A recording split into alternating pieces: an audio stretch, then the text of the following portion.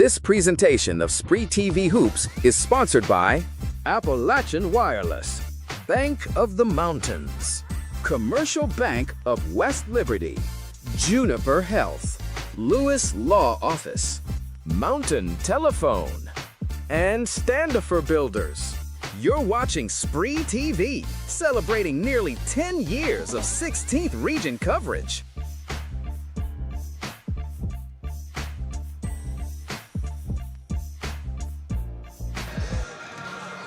From LST Johnson Arena on the campus of Morehead State University, I'm Chris Dickerson along with Stephen Gullett, and welcome back to the second evening of 16th Region High School basketball tournament action here at Morehead State.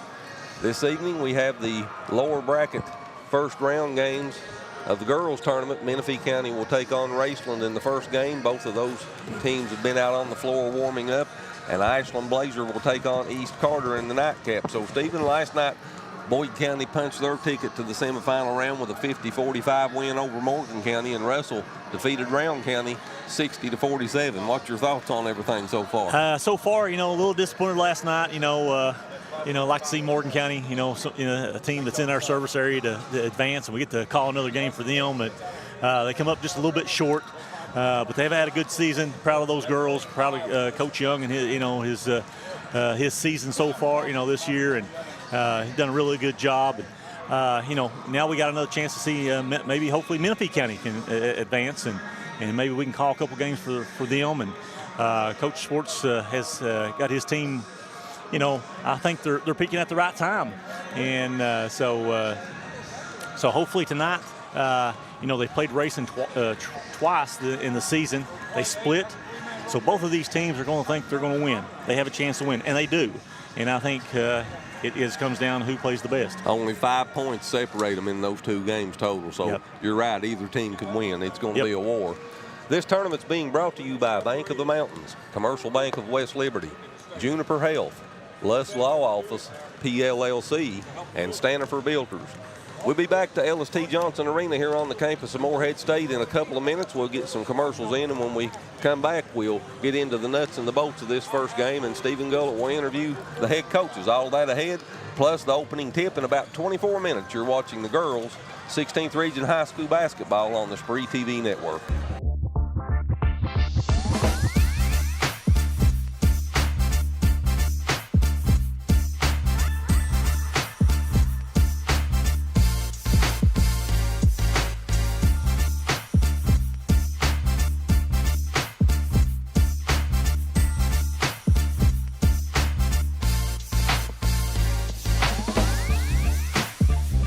For nearly 50 years, Bank of the Mountains has served Morgan and the surrounding counties, working hard to provide our customers with friendly service and the financial products that make their lives easier. As a family-owned bank, we understand that relationships matter. We appreciate those who have chosen us to be their bank and invite those who haven't to stop by at any of our 3 locations, West Liberty, Index, or Ezel. Local people, local decisions, local commitment. Bank of the Mountains is proud to be a real community bank. Member FDIC, Equal Housing Lender.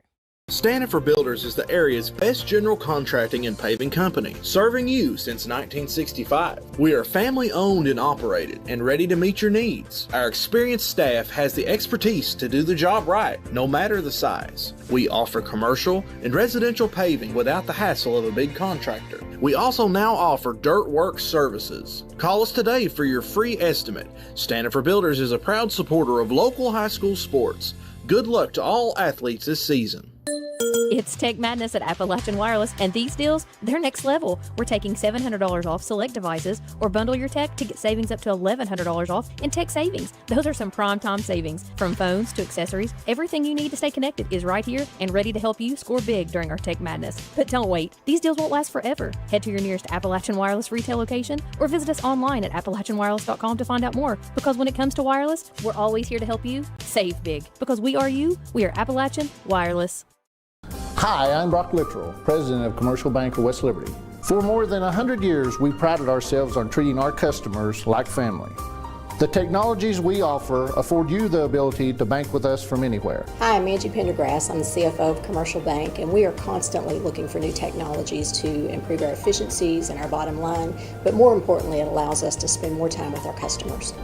Hi, I'm Howard Elam, CEO of Commercial Bank. I'd like to thank you for trusting us with your banking needs. At Juniper Health, great care begins with people you know, familiar faces, rooted in the mountains of eastern Kentucky. We are nationally recognized. We provide award-winning care right here in your backyard. We're on your roads, in your schools, at your front door. This is our home too. Juniper Health, world-class care, hometown heart. When you agree, it can be drama-free. Uncontested divorces starting at $500. Simple, straightforward, professional, statewide. Call John D. Lewis Jr., Main Street, Sandy Hook. This is an advertisement.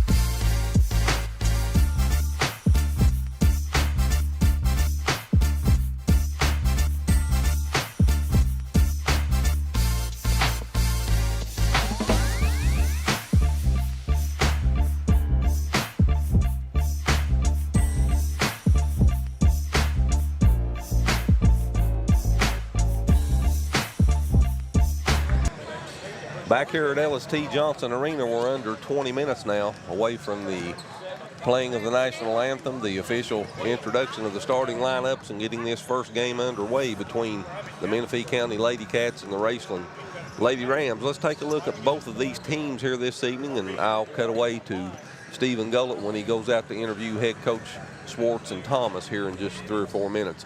First, let's look at the Menifee County Lady Cats under the direction of head coach Drew Swartz. Menifee County defeated Round County 57-44 to win the 61st District Championship. The Lady Cats have won their last 4 games, and they're 6-4 over their last 10. This is their second straight appearance in the 16th Region Tournament and their 9th overall appearance since 2001. In first round games, Menifee County is 2-6 since 2001. They did defeat Boyd County last year in the first round 58-47. They made the semifinal round last year for the first time since 2021, and only the second time that Menifee County had been in the semifinal round since 2001. They have an overall record of 0-2 in the semifinal round here this century. The Raceland Lady Rams, under the direction of head coach Marty Thomas, they lost at Russell 61-39 in the 61st District Championship game. Raceland has lost 2 of their last 3 games, but they've won 8 of their last 11 to finish the regular season and here into the postseason. This is the 3rd straight appearance in the 16th Region Tournament for the Lady Rams. They've made the Regional 4 of the last 5 years, and it's their 12th overall appearance since 2001. Raceland, since 2001, has played 11 games in the first round. They have a record of 3-8 in those 11 games, and they're 0-3 in semifinal appearances this century. Their last appearance in the semifinals was in 2008 when they lost to Ashland 63-35. These two teams met head-to-head twice this season, the first time on January the 6th. Both of these games was at Raceland. Raceland won the first meeting 61-56, and the biggest difference in that game was the field goal percentage. Raceland shot 40.8% on 20 of 49 in that game.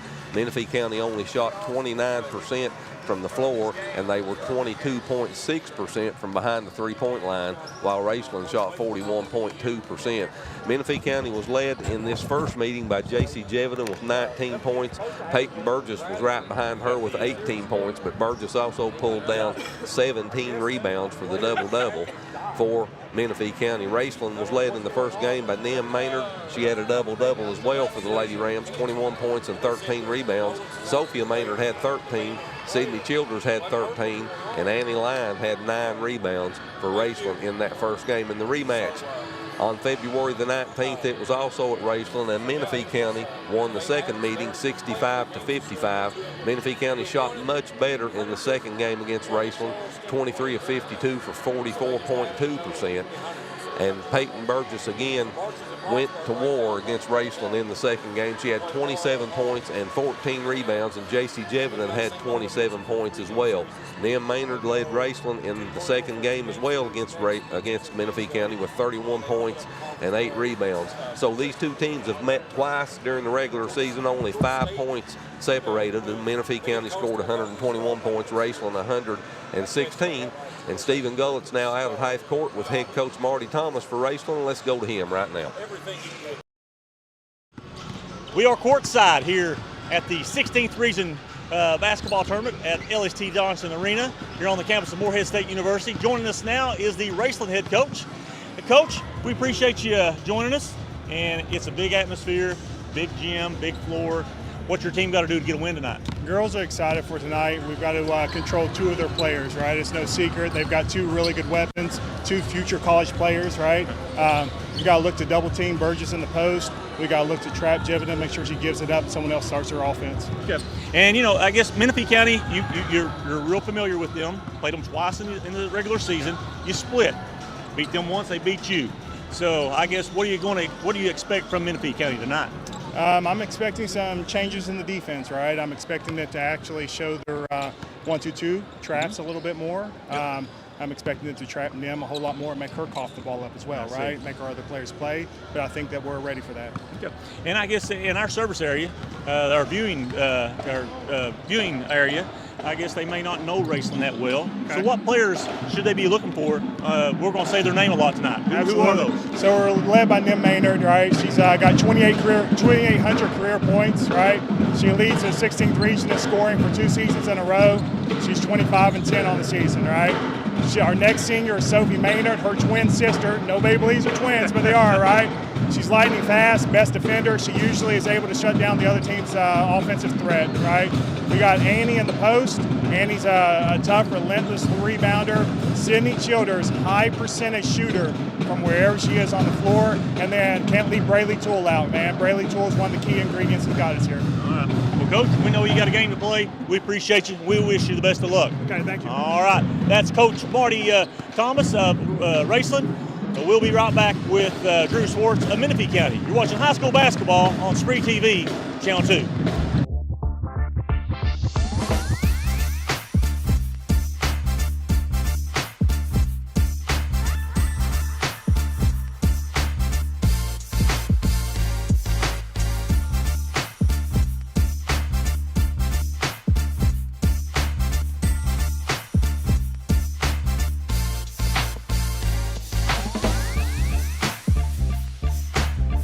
For nearly 50 years, Bank of the Mountains has served Morgan and the surrounding counties, working hard to provide our customers with friendly service and the financial products that make their lives easier.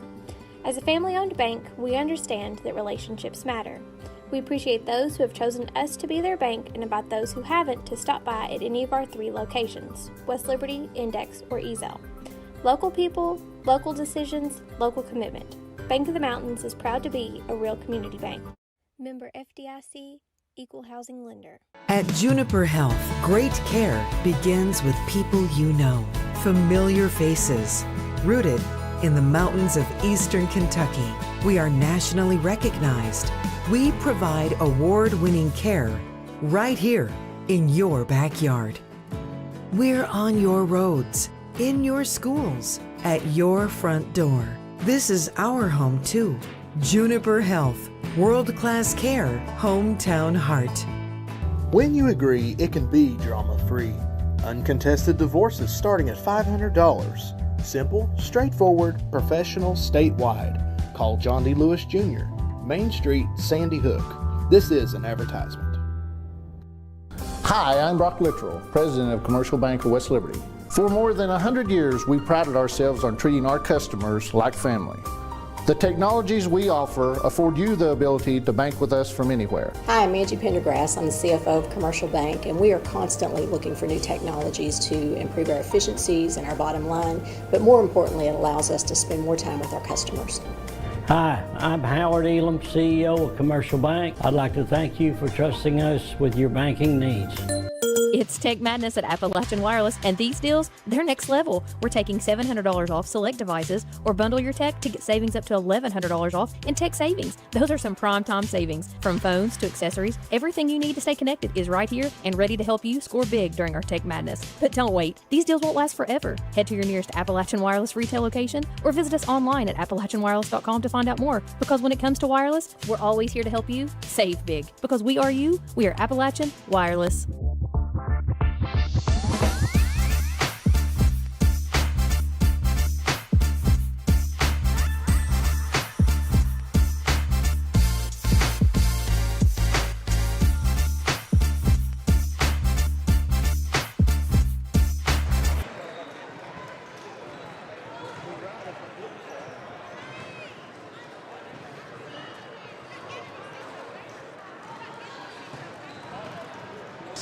During the season, won one, lost one. So tell us a little bit, what do you expect from Raceland tonight? I expect a lot out of Nim Maynard. I expect them to really try to stop JC and Peyton. We're going to have a battle of a few of the best players in the region. Okay. And I guess what should we expect from Menifee County tonight? We're going to look to try to get buckets in transition. That's by far our best offense. That's most people's best offense. So push it after a defensive rebound and really stick to the scouting report. All right. And I guess, then, for the ones in our viewing area, they're familiar with Menifee County, but for the ones that are not, what names are we going to call out tonight on your team? JC Jevedon, Peyton Burgess, Carson Wells, number 0, number 1, Addison Reed, number 23, Grace Rogers, and we might see a little bit of number 13, Shaylin Rowe, and number 14, Peyton Profit. All right. Well, Coach, we wish you the best of luck. And we appreciate you taking some time out with us. Thank you. All right. Hey, we'll be right back with the starting lineups. We are 10 minutes away from tip-off. You're watching high school basketball on SpreeTV, Channel 2.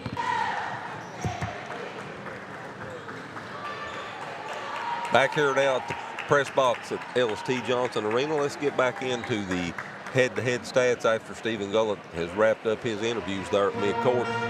Head-to-head between these two teams this year, that's what I was talking about when we broke away to him.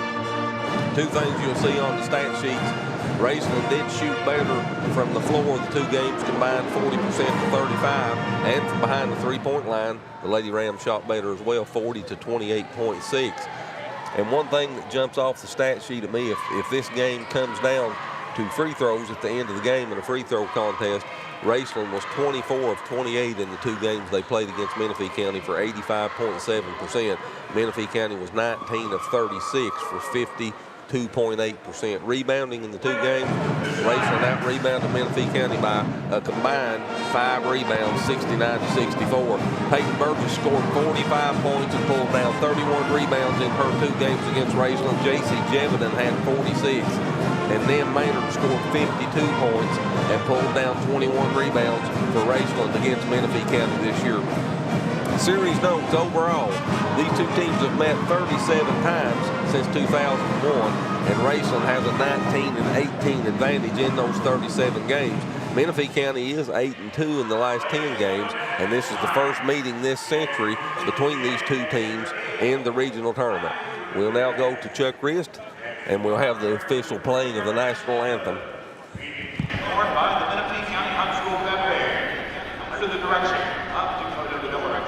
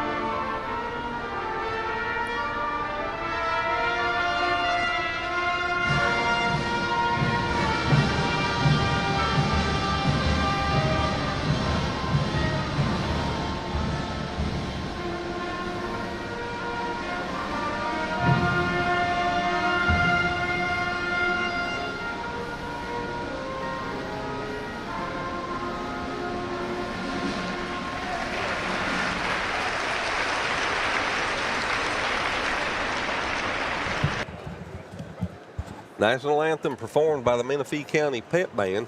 Let's take a look at the Menifee County Lady Cats under the head direction of head coach Drew Swartz in his third season. Swartz with an overall record of 48-40 at Menifee County. The Lady Cats are 16-12 on the season. They have won their last 4, and they are 6-4 in their last 10 games. Menifee County did beat Round County and Frenchburg 57-44 to win the 61st District Championship. They've won 5 of their last 6 games. Their longest winning streak of the season was 4, which they have right now. They also beat Lewis County, Shelby Valley, Breathitt County, and West Carter in the early part of the season for their other 4-game winning streak. Sweet spots on the scoreboard for Menifee County when they score 60 points or better. They did that 10 times this season. They're a perfect 10-0 when they give up 45 or less on the defensive end of the floor. They did that 10 times as well this season, and they have a record of 8-2 in those 10 games. Team averages, regular season averages for Menifee County. They averaged 57.2 points per game. They scored 1,487 points during the regular season. They gave up 51.3 points per game, give up 1,334 points on the season, and they outscored their opponents by 153 points or 5.9 points per game. Menifee County shoots 39.6% from the field. They average putting up 51 shots per game. From behind the three-point line, they shoot 31.9%. They average 20 three-point shots per game. That's good enough for 46th in the state of Kentucky. They're 31.9% from behind the three-point line. From the charity stripe, Menifee County shoots 62.8% on the season. They average getting to the free throw line 16 times per game, and they pull down 31.8 rebounds per game. Team leaders for Menifee County. In scoring, number 5, J.C. Jevidan, averaging 21.8 points per game. Field goal percentage, number 3, Peyton Burgess, their leading shooter from the floor at 44.7%. From behind the three-point line, J.C. Jevidan averaging 37.5%, and she averages 3.1 makes per game from behind the three-point line. That's good enough for 11th in the state. From the charity stripe, J.C. Jevidan shooting 73.5% on the season, the best free throw shooter for the Lady Cats. And the leading rebounder is Peyton Burgess, pulling down 14.7 rebounds per game, and she was the number 4 rebounder in the state of Kentucky for the regular season for Menifee County. Starting lineups for the Lady Cats. Number 0, 8th grader Carson Wells. Wells averaging 6.7 points per game. She shoots 29.4% from behind the three-point line. Number 1, 5-foot junior Addison Reed. Reed averaging 7.7 points per game. She shoots 31.2% from the free throw line and 37.8% from the floor. Number 3, 5'11" senior Peyton Burgess. Burgess averaging 17 points per game. She shoots 44.7% from the floor and pulls down 14.7 rebounds per game and leads the team in both of those categories. Number 5, 5'3" senior J.C. Jevidan. Jevidan, the leading scorer on the team, 21.8 points per game. That's 16th in the state of Kentucky.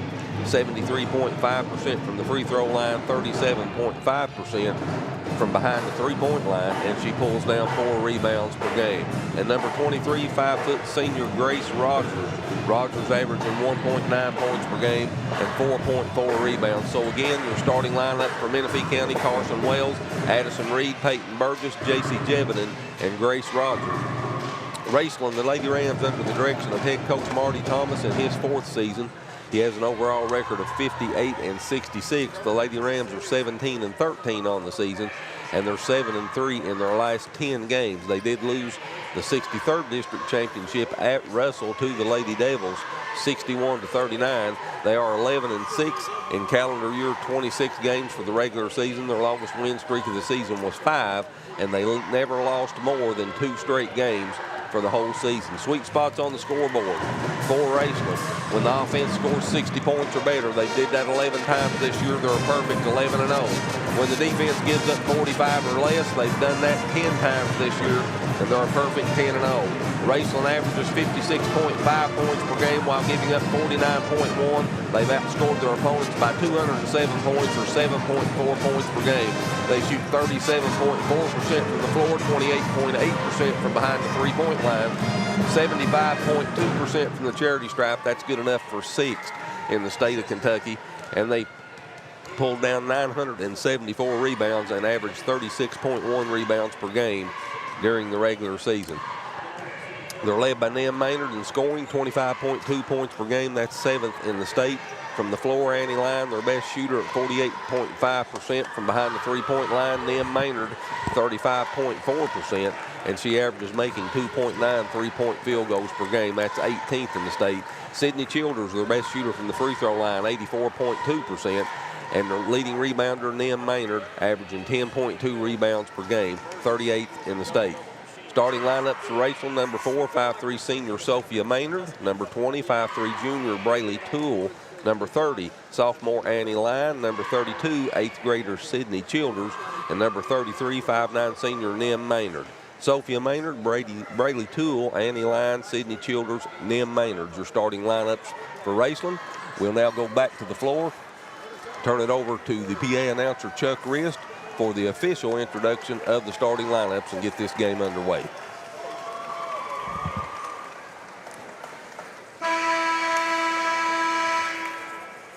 Ladies and gentlemen, welcome to Morehead State University, the L.C. Johnson Arena, and the 2026 16th Region Girls Basketball Tournament.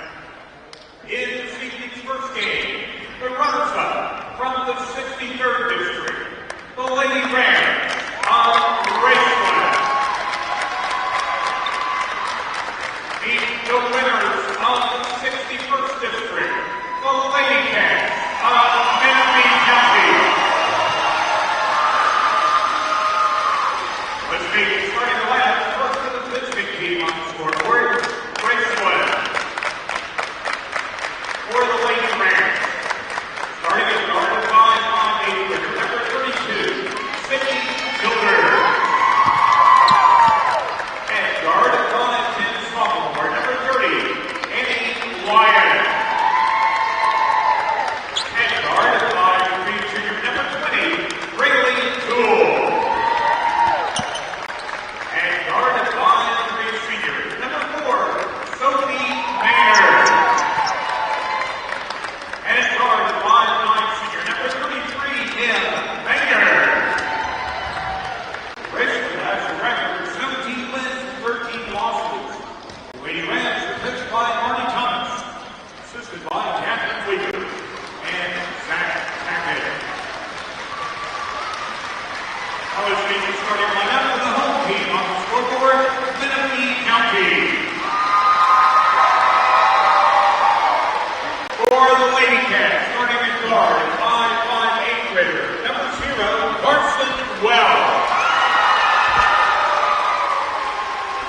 And guard, 5'1" junior, number 1, Addison Reed. And guard, 5'3" senior, number 5, J.C. Sheridan. And guard, 5'4" senior, number 23, Grace Rogers. And forward, 5'11" senior, number 3, Peyton Burgess. Menifee County has a record 16 wins, 12 losses. That's the official introduction of the starting lineups. Both teams on the floor were ready to go. Annie Lyon moves into the circle for Raceland, and she'll jump against Peyton Burgess for Menifee County. Menifee County in the white with green trim and numerals, Raceland in the black with red numerals and trim. We're just about ready to get the first of 2 games underway from LST Johnson Arena here at Morehead State University. Sit back, get you some popcorn, something good to eat, something cold to drink, and let's play basketball here at LST Johnson Arena. Opening tip controlled by Raceland. First possession of the evening. Annie Lyon with the basketball at the top of the key, comes cross court to Nim Maynard. You'll hear her name a lot tonight. Sophie Maynard, jump shot at the free throw line, no good. Annie Lyon, offensive rebound, extended possession. Nim Maynard fires the shot up, no good, and another offensive rebound. And a third try. Annie Lyon on the block, off the glass, no good, and Burgess gets the rebound.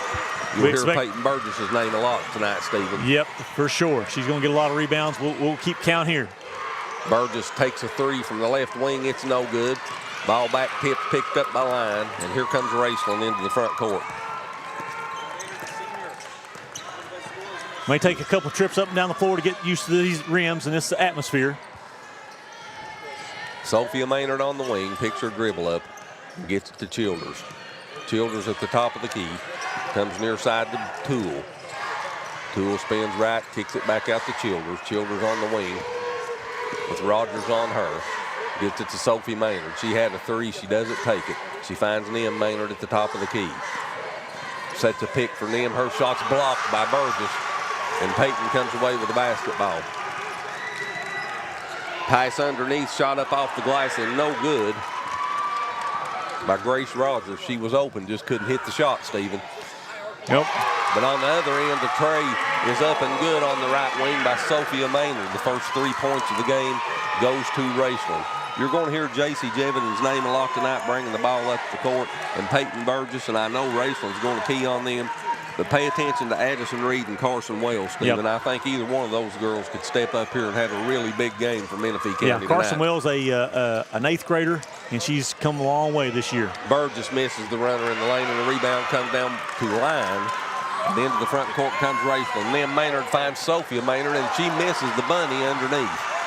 Both teams are tight to start. Yeah, you can tell by missing those easy ones, little nerves. Jeviden with the basketball. Sophie Maynard on her in between the circles. Jeviden drives, left side of the lane, puts a shot up, no good, and the rebound comes off to Nim Maynard.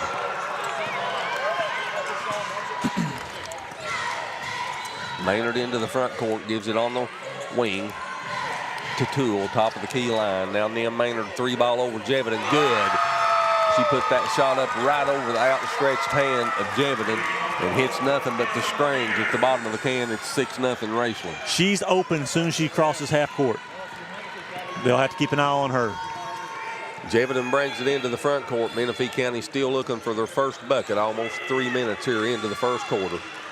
Rogers puts up a three from the right wing. It's no good. And the rebound comes off to Raceland's Toole. Brayley Toole gets it to Nim Maynard. Maynard across the timeline. Top of the key. Drives down the left side of the lane. Flips a pass in the corner to Sophie Maynard. Back out on the wing. 3-ball on the way. Toole, no good.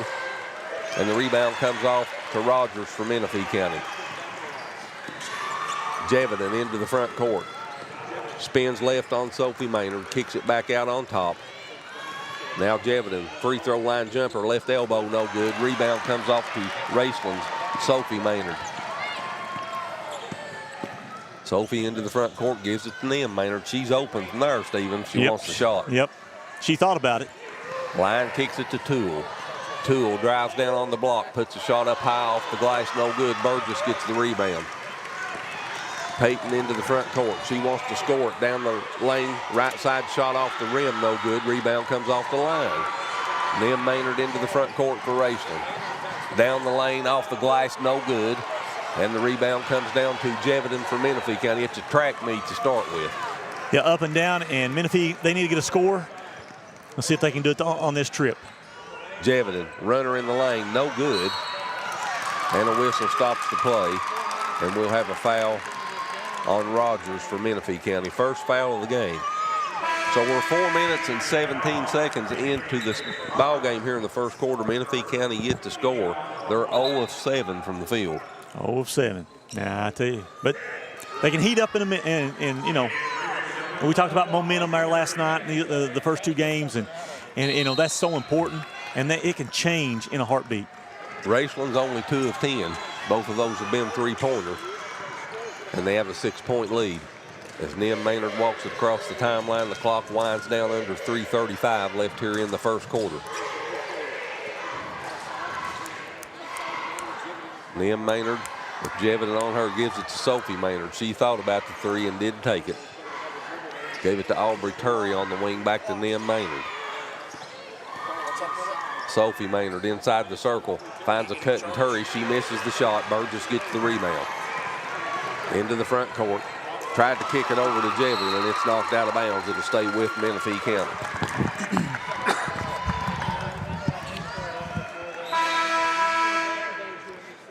Raceland's 0 of their last 4 field goals, and They have a scoring drought of 2 minutes and 19 seconds as well here in the first quarter. Yeah, it could be a whole lot worse for Menifee County. They're only down 6-0, 2 buckets, and it was 2 threes. So a couple of trips down the floor, it could change, altogether for them. Burgess drives in the lane, puts a floater up, no good, gets her own rebound, goes back up a second time and scores. So they finally get the lid off the bucket. Burgess with the first 2 points for Menifee County, and it's 6-2 Raceland. And that may be all it takes for them to get them going. Clock under 2:40 as Raceland comes into the front court. Childers hands it to Thornburg. She misses the 3, and Burgess gets yet another rebound. She brings it into the front court at the top of the key. On the wing, 3 ball on the way, no good. That was halfway down and out. Offensive rebound put back up and in by J.C. Jeviden. And that's exactly what they needed. Back-to-back buckets here on 2 possessions. Burgess and Jeviden scores back-to-back buckets, and the lead's cut to 2, 6-4. Lim Maynard gets it into the front court, throws it in the corner, 3 ball on the way. That was short by Thornburg, and the rebound comes off yet again to Peyton Burgess. Burgess in the front court. Hands it back to Wales. Her floater in the lane is good. Carson Wales with the floater in the lane, and Menifee County scored 6 straight. Yep. Like you said, Stephen, sometimes it only takes 1. Yep, that's all it takes. And that momentum will shift. And Thornburg on the wing goes in the corner to Childers. Her 3 on the way. It's no good, and the rebound is taken down by Jeviden. Jeviden into the front court. With Sophie Maynard on her, throws it on the wing. 3 ball on the way. That was no good by Wales, and it goes out of bounds over to Raceland. 1:16 left on the clock in a fast-moving first quarter. The media timeout's here. The SpreeTV media timeout, we'll take it. 1:16 left in the first. We're all square. Menifee 6, Raceland 6. We'll be back to L.S.T. Johnson Arena in 60 seconds.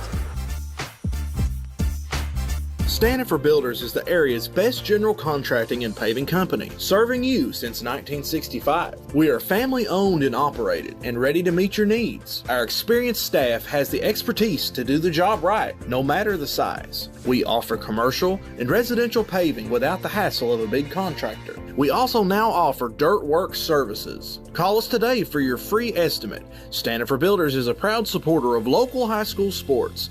Good luck to all athletes this season. When you agree, it can be drama-free.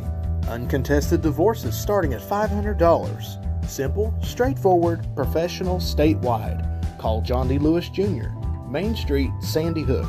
This is an advertisement. Already has 7 rebounds here in less than 1 whole quarter in this game. Nim Maynard leads Raceland in scoring with 3. We're tied at 6-6. Raceland has not scored in the last 4:09 after putting the first 6 points on the game. Menifee County scored their 6 points in the last minute and 36 seconds. As we come out of the timeout, Raceland will have the basketball. And Menifee going to full court press here. Let's see if they trap, if they get the opportunity. Toole gets it across the timeline, gives it to Nim Maynard. She dumps it to line on the wing. Down the lane, Sophie Maynard. It goes out of bounds, but there's a foul called on Menifee County, and we'll see who that's on. That's on Peyton Burgess. That's her first. So Sophie Maynard goes to the free throw line for Raceland. The 5'3" senior, 73.5% on the season, misses her first one. And Raceland, a very good shooting free throw team, best free throw shooting team in the tournament at 75.2% as a team. Sophie splits the pair, and Raceland goes back up by 1, 7-6. Clock down under a minute now as Jeviden brings it into the front court. Finds Burgess in the lane. Burgess with line on her, backs it out to the top of the key. Clock down to 40 seconds. Raceland in a man-to-man. Jeviden in between the circles. Burgess finds Rogers off the glass and in. Peyton Burgess can pass the ball as well. She can. She gets the assist. Rogers gets the bucket, and Menifee County has their first lead at 8-7. Clock down under 20 seconds.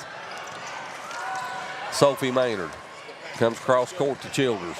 In the lane, kicks it back to Sophie. She'll take a three. It's no good, and the rebound is pulled down by Burgess, her 8th of the quarter. Clock down to 6, into the front court. Down the lane, the runner's up, no good. Ball saved inbounds, and that's the way the first quarter will end. So your score at the end of one, Raceland scored the first 6, but Menifee County scored 8 of the next 9, and the Lady Cats have an 8-7 lead. We'll be back in 60 seconds with the second quarter. You're watching girls 16th Region Tournament High School Basketball on the SpreeTV network. It's Tech Madness at Appalachian Wireless, and these deals, they're next level. We're taking $700 off select devices, or bundle your tech to get savings up to $1,100 off in tech savings. Those are some prime time savings. From phones to accessories, everything you need to stay connected is right here and ready to help you score big during our Tech Madness. But don't wait. These deals won't last forever. Head to your nearest Appalachian Wireless retail location or visit us online at appalachianwireless.com to find out more. Because when it comes to wireless, we're always here to help you save big. Because we are you, we are Appalachian Wireless. Hi, I'm Brock Littrell, President of Commercial Bank of West Liberty. For more than 100 years, we prided ourselves on treating our customers like family. The technologies we offer afford you the ability to bank with us from anywhere. Hi, I'm Angie Pendergrass. I'm the CFO of Commercial Bank, and we are constantly looking for new technologies to improve our efficiencies and our bottom line, but more importantly, it allows us to spend more time with our customers. Hi, I'm Howard Elam, CEO of Commercial Bank. I'd like to thank you for trusting us with your banking needs.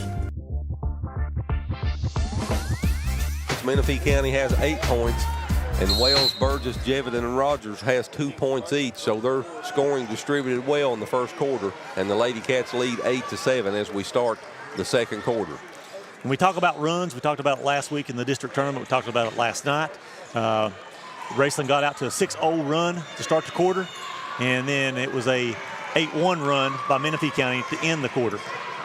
Burgess down the right side of the lane, puts a shot up off the glass and in, count the bucket.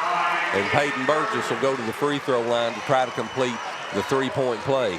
So, Stephen, again, I go back to what you said. Sometimes it takes just one, and there was a lid on the basket first 5 minutes plus for Menifee County, but it's opened up since then. Yep. It's a game of momentum, you know, in all sports, but especially in basketball. Burgess 63% from the free throw line, misses the free throw, and it goes out of bounds and over to Raceland. And anytime you can see that ball go through the hoop, it's a whole lot easier to play defense. It's a whole lot easier to hustle a little bit more, play a little harder. And that's exactly what's happened with Menifee County. They've seen the ball go through the hoop a time or two. There's a ball thrown into the backcourt, and that'll be a turnover on Raceland. So Menifee County's really seeming to find their groove after they finally scored. Yep. Reed will toss it in, gets it into Jevitt, and she'll walk it across the timeline. 10-7 Menifee County with a 3-point lead here early in the second quarter. Top of the key, Rogers gives it back to Jevitt. Sophie Maynard picks her up, and she gives it to Wells. Wells on the left wing, and it's taken away from her by Sophie Maynard. Turnover for Menifee County. Nim Maynard in the front court. Spins left down the lane. Gives it back to Sophie. Her shot on the way for a three is no good. And the rebound's taken down by Menifee County's Carson Wells. Here comes Burgess into the front court. Finds Rogers again in the lane, and Rogers puts it up and in. Second time Burgess has found her cutting to the basket. And Menifee County has their biggest lead of 5, 12-7. Little miscommunication on Raceland there on defense, and just lost Rogers, and she's wide open for a layup. Toole drives in the lane, pitcher dribble up. She's going to have to get rid of it. She does to Nim Maynard. Wells, Reed, Burgess, Jevitt, and Rogers on the court for Menifee County to start the second quarter. Sophie Maynard, Toole, Line, Childers, and Nim Maynard starts the second quarter for Raceland. Menifee County, they rely on Jevitt so much. Good scoop shot up off the glass and in by Nim Maynard. You know, they depend on Jevitt's offense so much, but now she's got a big task tonight playing defense on Nim. She certainly does. Burgess down the right side. That shot was blocked by Line, and Nim Maynard comes away with the basketball. Raceland trails by 3. Into the front court. Down on the block, shot up off the glass and in by Toole. And Nim Maynard gets the assist there. That cuts the lead to 1. and Raceland takes a 20-second timeout.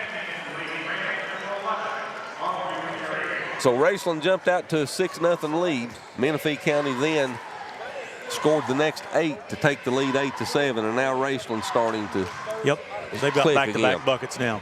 Raceland shooting 22% from the floor on 4 of 18. Menifee County's up to 33% now on 6 of 18. Rebounding, Menifee County 14 rebounds to 11 for Raceland, and Peyton Burgess already has 8 rebounds here in midway through the second quarter, not even hardly midway.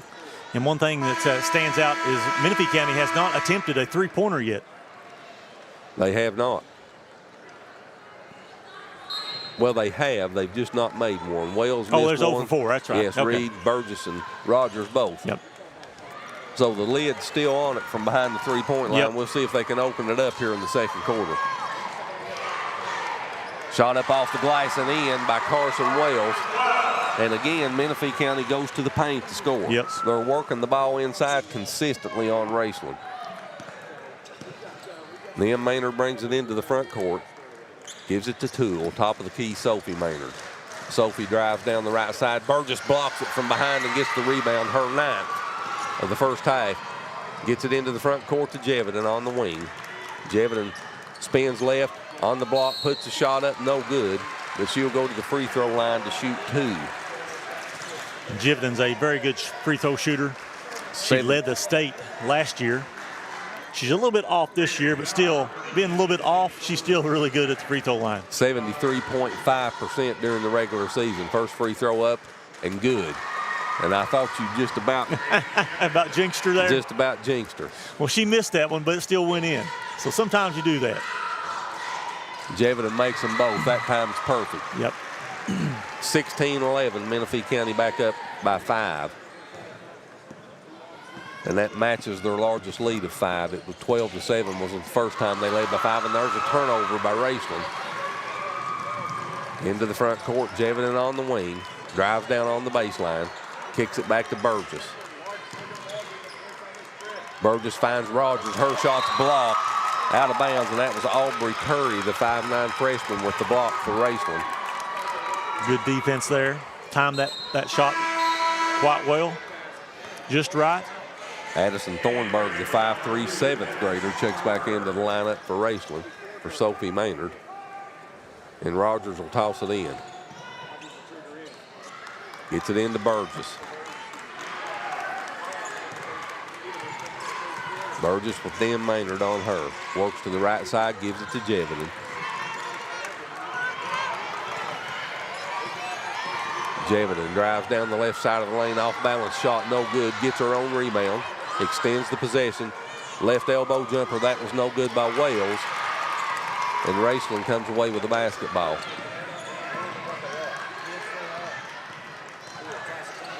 Toole puts a shot up in the lane, high off the glass, and it comes out. I thought for sure that was in. I'm telling you what, that was. Burgess gets her 10th rebound. And they called the turnover, turning the ball on Carson Wells, and that's a call I've not saw in a long time. They don't call that very often. No, they don't. I think she hesitated there a little bit, and that kind of it looked a little awkward. So a lot of times when it looks awkward, they call it. Annie Lyon checks back into the lineup for Raceland.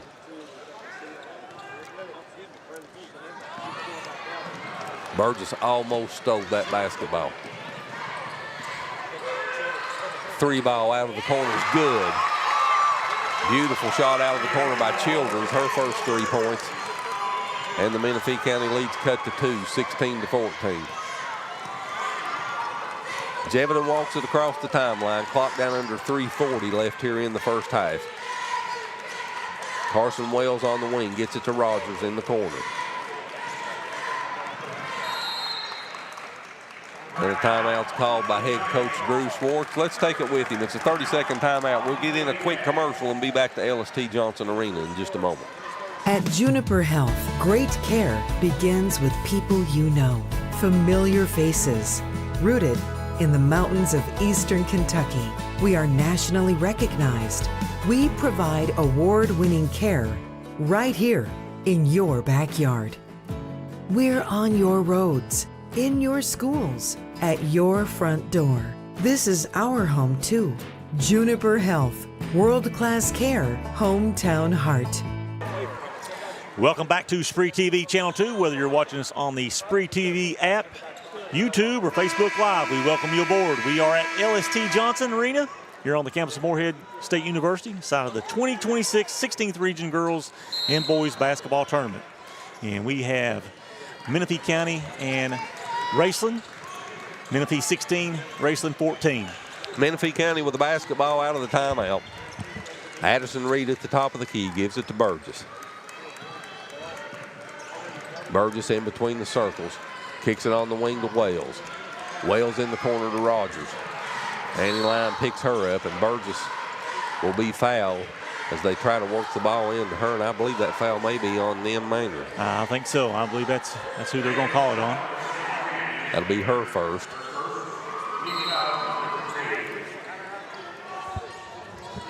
Third team foul on Raceland. Jeviden gives the ball to Wales. She drives down the right side of the lane, puts a runner up, almost went in. And Carson Wales will shoot free throws for Menifee County. The 8th grader, 48.8% on the season. And then Maynard picks up 2 quick fouls there, Stephen, for Raceland. And that's one thing Raceland can't afford to have her on the bench. She's got to be on the floor. Wales misses the first one. And she stays on the floor. But she can't pick up that third one here in this first half. Wales misses them both. Then Maynard gets the rebound. Brings it into the front court for Raceland. Down the left side, off the glass and in. Beautiful scoop and score. Nice move there. And we're all even at 16. And she's a lefty, and she used that right hand there. Nice move. Clock winds under 2:40. As Jeviden works it to the top of the key, gives it to Wales on the wing to Rogers, and that'll be a foul on Raceland on Thornburg. And that brings us to the media timeout in the second quarter. 2:35 left here in the first half. At the SpreeTV media timeout, we're all even. Menifee County 16, Raceland 16, and we'll be back to Morehead State right after this.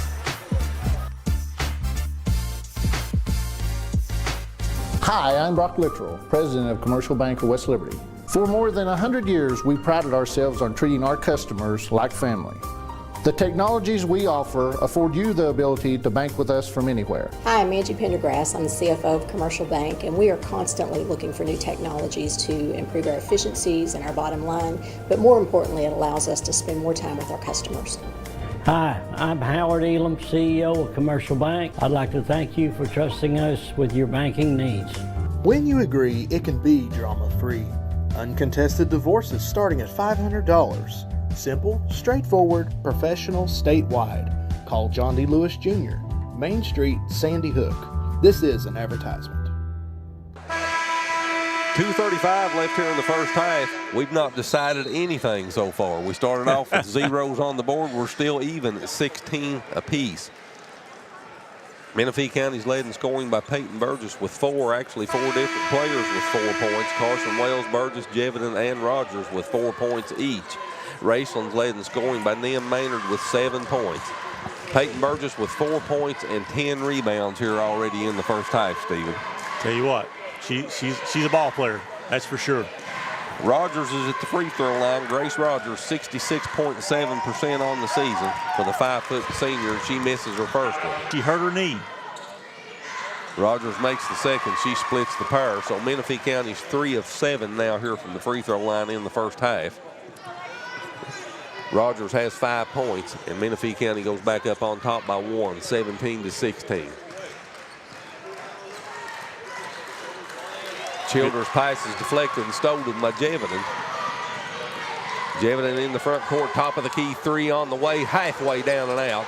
And the rebound was taken down by Sophie Maynard, and we'll have a Menifee County foul. And I believe that'll be on Carson Wales.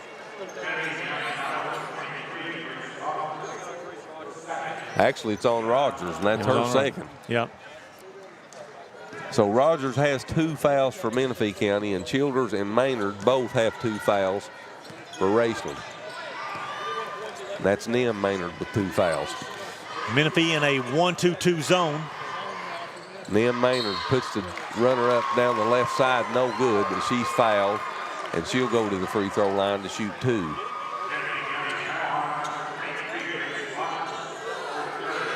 And that foul was on Rogers for Menifee County, and that's her 3rd. That is her 3rd. So Menifee County can't have that either. So a little bit of foul trouble here for Menifee County. They have to go to their bench. Then Maynard, the 5'9" senior, makes the first free throw, 79.5% on the season for Maynard. And she makes them both. And Raceland goes back on top by 1, 18-17. Number 13 freshman Shaylin Rowe checks into the lineup for Menifee County. And Rogers goes to the bench with the 3 fouls. Jevedon in the front court. 3 ball on the way on the right wing. That was no good. And Raceland brings it into the front court. And that was Rowe that just checked into the lineup that shot that 3. Toole kicks it back to Sophie Maynard. Now top of the key line. Toole on the wing. Toole baseline, kicks it in the corner. Now back on the wing. Down the left side of the lane. Scoop shot up, no good by Childers, but she'll go to the free throw line to shoot 2. The foul's going to be on Burgess. And that's her 2nd.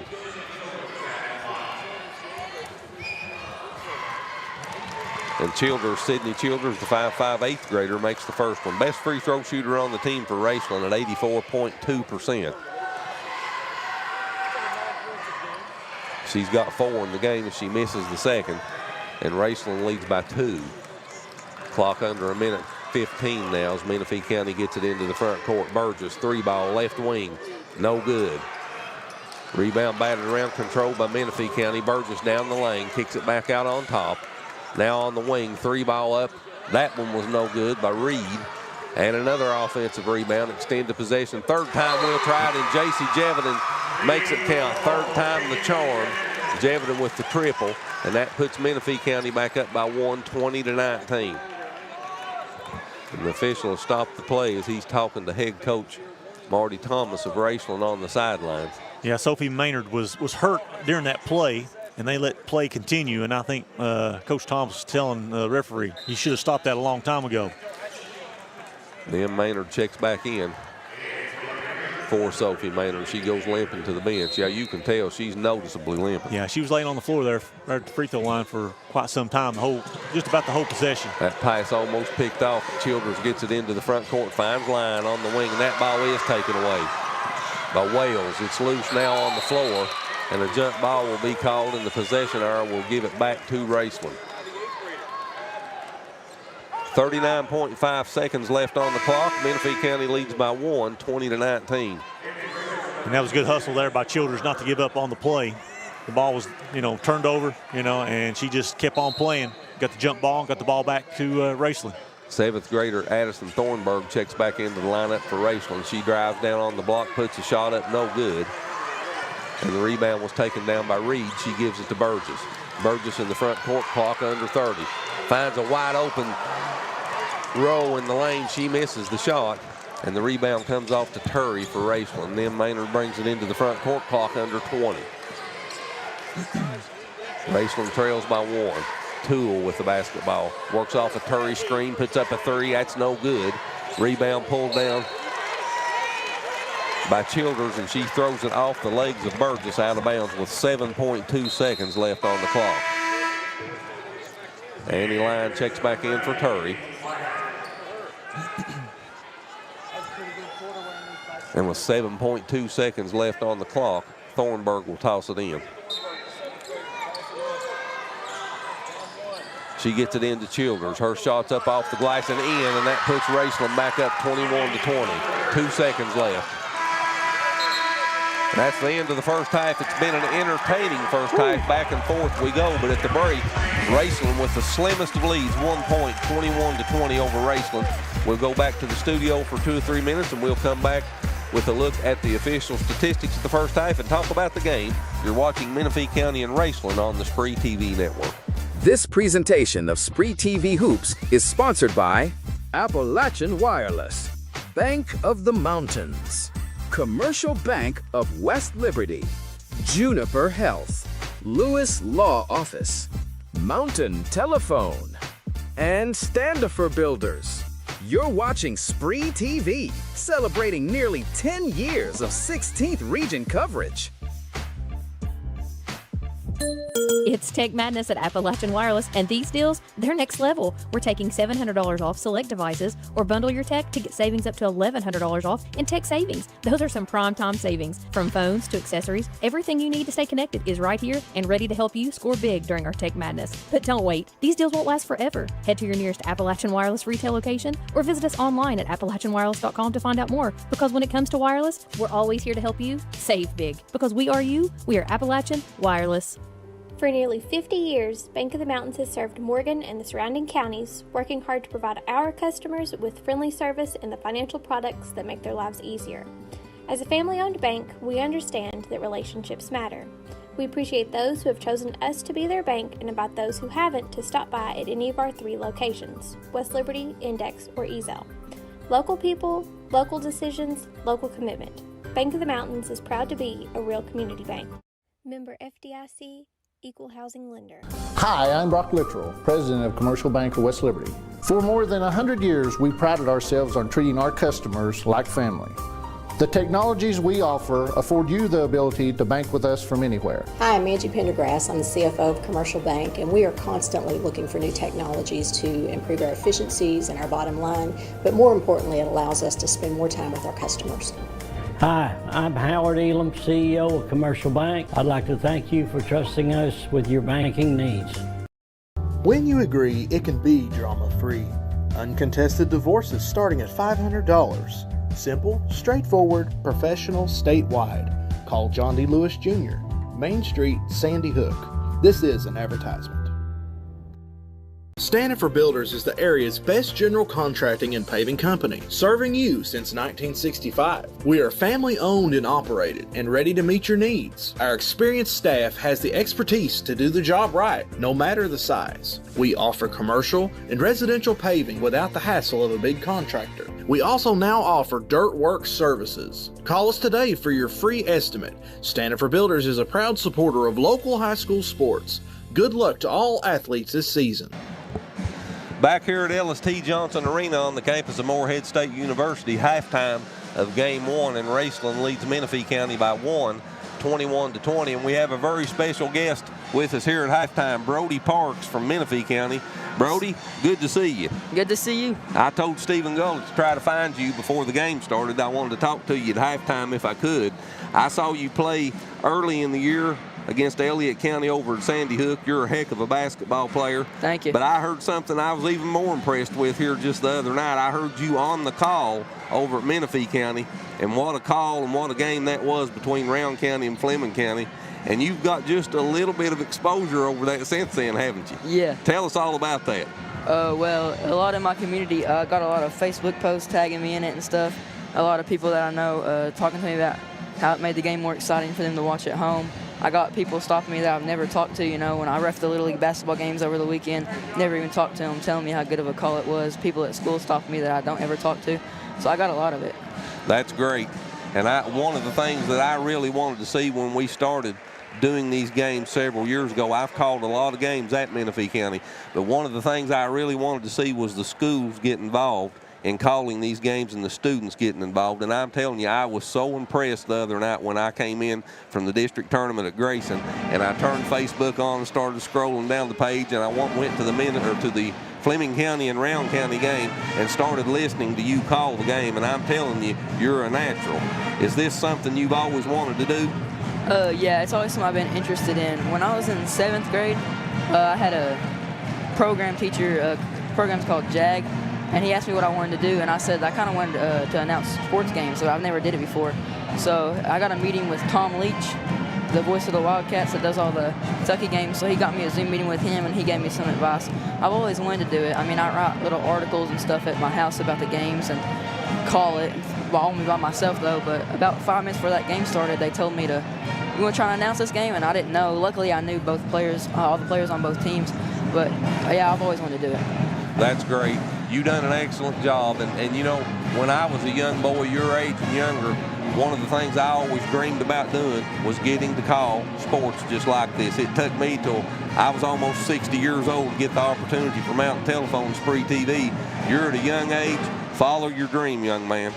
You've got a career in the future on the floor. You're a heck of a basketball player, and you've also got a career behind the microphone. Thank you. Good to meet you. I look forward to hearing you again down the road. Take care of Brody Parks of the Menifee County Wildcats, and also the sportscaster over there on the student television section in Menifee County. We'll be back to L.S.T. Johnson Arena. 4:24 left here until the start of the second half. 21-20, Raceland.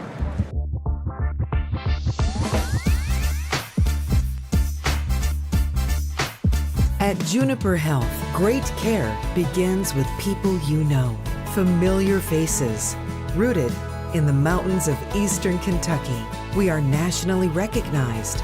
We provide award-winning care right here in your backyard. We're on your roads, in your schools, at your front door. This is our home too. Juniper Health, world-class care, hometown heart. Hi, I'm Brock Littrell, President of Commercial Bank of West Liberty. For more than 100 years, we prided ourselves on treating our customers like family. The technologies we offer afford you the ability to bank with us from anywhere. Hi, I'm Angie Pendergrass. I'm the CFO of Commercial Bank, and we are constantly looking for new technologies to improve our efficiencies and our bottom line, but more importantly, it allows us to spend more time with our customers. Hi, I'm Howard Elam, CEO of Commercial Bank. I'd like to thank you for trusting us with your banking needs. Standifer Builders is the area's best general contracting and paving company, serving you since 1965. We are family owned and operated and ready to meet your needs. Our experienced staff has the expertise to do the job right, no matter the size. We offer commercial and residential paving without the hassle of a big contractor. We also now offer dirt work services. Call us today for your free estimate. Standifer Builders is a proud supporter of local high school sports. Good luck to all athletes. For nearly 50 years, Bank of the Mountains has served Morgan and the surrounding counties, working hard to provide our customers with friendly service and the financial products that make their lives easier. As a family-owned bank, we understand that relationships matter. We appreciate those who have chosen us to be their bank and invite those who haven't to stop by at any of our 3 locations, West Liberty, Index, or Ezel. Local people, local decisions, local commitment. Bank of the Mountains is proud to be a real community bank. Member FDIC, Equal Housing Lender. Back here at L.S.T. Johnson Arena at halftime, 21-20, Raceland with a 1-point lead. And Stephen, what a great kid Brody Parks is. I tell you what, now he is unbelievable. When I heard that on that call, I mean, I listened to it again and again, and I think it gave me goosebumps. It did me too. You know, and then I put that on Facebook, and I've had 24,000 views on that clip. That's incredible. That's unbelievable. So yeah, a good opportunity for a kid that age, and you know, to be able to do that, and you know, yeah, and you know, he put a lot of passion into that. Yes, he did. Yeah. So, what's your thoughts on the first half of Game 1 here at Raceland and Menifee County? Well, you know, both teams played each other in the regular season. They both split. You said 5 points separated them in the 2 games, so we knew it was going to be close. And you know, I think both teams thinking, man, if it had just got hot or hit a few shots, we'd be up double figures easily. And I think that's, you know, from both teams could say that, be saying that in the locker room. And I think the game plan in the second half is some of these shots are going to fall. And once they start falling, we're going to separate from the other team. And which team is going to separate? That's right. We'll see. Well, we've got 2 quarters to figure it out. Looking at some of the statistics from the first half, Raceland shot 28% on 7 of 25, 3 of 10 from behind the 3-point line for 30%, 4 of 6 from the charity stripe, 66.7%. Menifee County shot 28.6% from the floor on 8 of 28. They was 1 of 9 from behind the 3-point line for 11%, and 3 of 7 from the charity stripe, 42.9%. Nim Maynard led Raceland in scoring in the first half with 9, 6 points for Sid Childers and 4 for Sophie Maynard. For Menifee County, they were led in scoring by J.C. Jeviden with 7 points, 5 points for Grace Rogers, 4 points for Peyton Burgess, and she had 10 rebounds to go with those 4 points, and 4 points for Carson Wells rounds out the 20 points in scoring for Menifee County. Largest lead of the first half for Raceland was 6. Largest lead for Menifee County was 5. Biggest runs for each team, Raceland a 6-point run, Menifee County a 6-point run. We had 4 lead changes, 3 ties.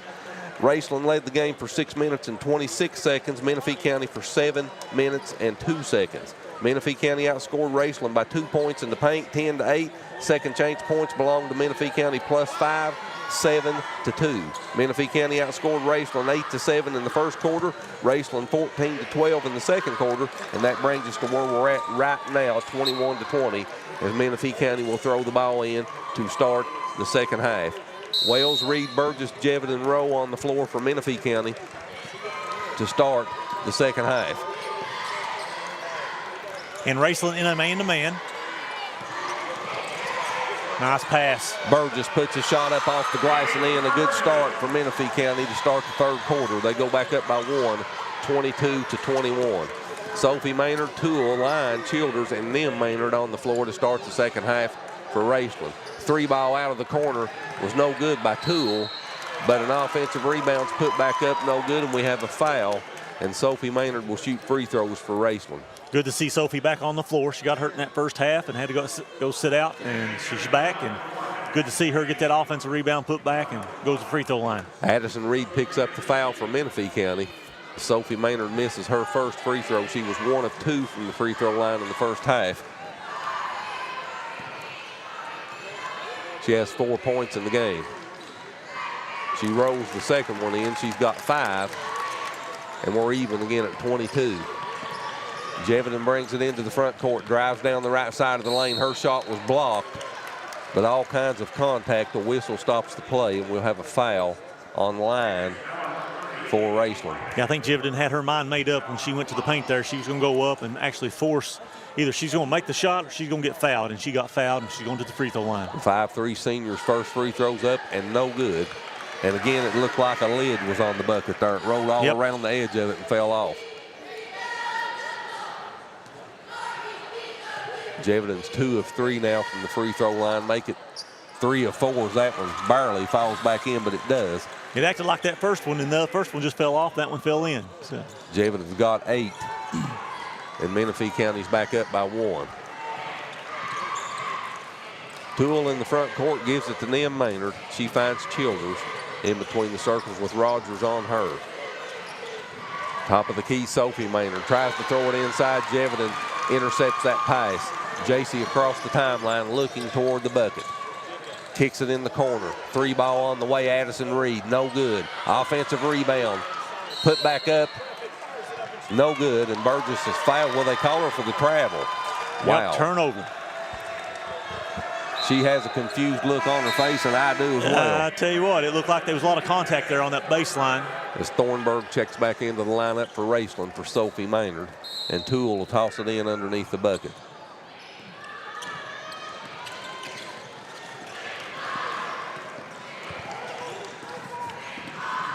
Raceland with the basketball. They trail by 1, 23-22. Nim Maynard on the wing finds Line. She turns around, puts a shot up, no good, and Burgess gets the rebound. Burgess into the front court to Jeviden on the wing. Kicks it back out on top now in the corner, Rogers. Rogers back to Jeviden. Jeviden on the wing. Works it into the corner, kicks it back to Rogers, now dumps it to Burgess. Spins left in the lane, shot up and good. Peyton Burgess puts Menifee County back up by 3, 25-22. And a whistle stops the play. We'll have a timeout on the floor. It's a 30-second timeout. Let's pay just a few bills. Let's get in a quick commercial. We'll be right back to MSU after this. It's Tech Madness at Appalachian Wireless, and these deals, they're next level. We're taking $700 off select devices, or bundle your tech to get savings up to $1,100 off in tech savings. Those are some prime time savings. From phones to accessories, everything you need to stay connected is right here and ready to help you score big during our Tech Madness. But don't wait. These deals won't last forever. Head to your nearest Appalachian Wireless retail location or visit us online at AppalachianWireless.com to find out more. Because when it comes to wireless, we're always here to help you save big. Because we are you, we are Appalachian Wireless. Menifee County led 21-20 at halftime, but 1 minute and 49 seconds into the second half, Menifee County has scored 5 of the first 6, and they've reclaimed the lead and have a 3-point lead here, 25-22. And Stephen, Menifee County, to me, looks to be a lot more aggressive coming out of the locker room here in the second half. They are taking the ball to the basket.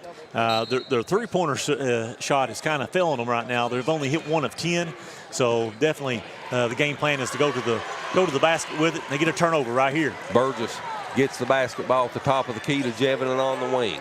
Back to Burgess. Burgess kicks it back to Carson Wales. Carson Wales kicks it to Rogers on the baseline. Jumper up and good. Rogers with the jump shot in the corner. 27-22, Menifee County up by 5. Full court pressure. Nim Maynard kicks it back cross court to Toole. She brings it into the front court. Picks her dribble up. Flips it back to Nim Maynard. Maynard with Jevin on her clock. Winds down to 5:30 left here in the third quarter. Thornburg on the wing. Nim Maynard top of the key. At the left elbow, back to Thornburg. I thought she was going to take the 3. She didn't. And Maynard has it taken away from her by Jevin. Into the front court, down the lane, off the glass and in. J.C. Jevin with a steal, takes it all the way to the bucket. And Menifee County has their biggest lead of 7, 29-22. And that gets their crowd into it as well as they get up and they get loud. Thornburg into the front court. Works it on the wing to Toole. Clock down under 5 minutes left here in the third quarter. Thornburg at the top of the key. On the wing to Childers. Now Maynard. Nim Maynard step back 3 left wing, no good. And the rebound's taken down by Burgess. Payton into the front court. Top of the key, kicks it in the corner. It's deflected out of bounds. That pass was intended for Addison Reed. It goes out of bounds and will stay with Menifee County. As number 21, Nessa Wright, the 5'4" senior, checks into the lineup for Raceland. Coach Schwartz was worried about the three-point line, the 2 3-point lines out there being probably a problem for the players. Jevin misses that shot on the baseline. The ball saved in bounds to Menifee County. Extra possession this trip. Let's see if they can make it count. Jevin gets it on the wing to Rogers. Burgess calling for the basketball. The left elbow. Gets it to Jevin. Jevin drives in the lane, scoop off the glass and in, but I believe the whistle was before the shot. We'll see. And it was. Fouls on the floor, so the bucket does not count, and Rogers will toss it in on the baseline for Menifee County. Gets it into Jevin on the block. Spins left, puts a shot up, no good. Offensive rebound, Burgess back up and in. The ball had to think about it before it fell through, but it does, and Menifee County extends their lead to 9. 31-22. Burgess in double digits now with 10. She has a double-double, 10 points and 14 rebounds. Still almost a quarter and a half left. Nim Maynard in the lane, kicks it back on the wing to Thornburg. She loses it, and it's out of bounds off of Rogers. It'll stay with Raceland. Menifee County on a 9-0 run over the last 3:26. Raceland's had 3 turnovers in the last 3 minutes and 32 seconds. They've also not scored in the last 3:32. Aubrey Turry checks into the lineup for Raceland. And Menifee stays in their man-to-man. Raceland spreads the floor out. Ball's Toole loose. had that ball knocked away from her. It's loose on the floor. Scramble for it. And a timeout's called by Raceland. So 3:28 left on the clock here in the third quarter. It's a full timeout. We will take it here as well. 31-22, Menifee County by 9. And we'll be back to MSU right after this. When you agree, it can be drama-free. Uncontested divorces starting at $500. Simple, straightforward, professional, statewide. Call John D. Lewis Jr., Main Street, Sandy Hook. This is an advertisement. At Juniper Health, great care begins with people you know. Familiar faces. Rooted in the mountains of eastern Kentucky, we are nationally recognized. We provide award-winning care right here in your backyard. We're on your roads, in your schools, at your front door. This is our home too. Juniper Health, world-class care, hometown heart.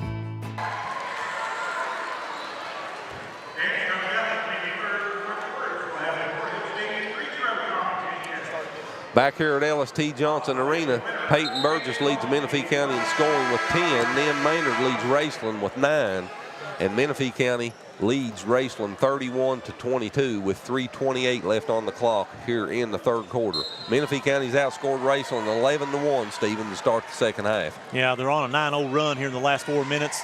Raceland's got 3 turnovers in the last 4 minutes, and they haven't scored in those last 4 minutes. Toole gets it to Turry at the free throw line to Sophie Maynard on the wing. She comes back near side to Nim Maynard. She spins right in the lane. The shot around Burgess off the back of the iron. No good. Peyton gets the rebound. She brings it across the timeline into the front court. Finds Rogers underneath, and Rogers loses it out of bounds. And Rogers had another bucket right there, and I think she was looking to shoot it before she got good possession of it.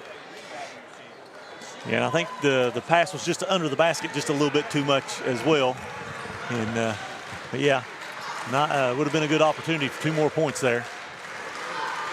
Nim Maynard at the logo with Jevidan on her, gives it to Sophie Maynard. She drives down on the block. That foul will be on Addison Reed, I believe. Yeah. At halftime, we were discussing, wonder which team would actually separate here in this third quarter, and Menifee's done that. So far, it's the Lady Cats.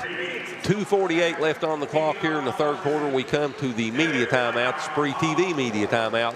The score, Menifee County 31, Raceland 22, and we'll be back to LST Johnson Arena right after this. This presentation of SpreeTV Hoops is sponsored by Appalachian Wireless, Bank of the Mountains, Commercial Bank of West Liberty, Juniper Health, Lewis Law Office, Mountain Telephone, and Standifer Builders. You're watching SpreeTV, celebrating nearly 10 years of 16th region coverage.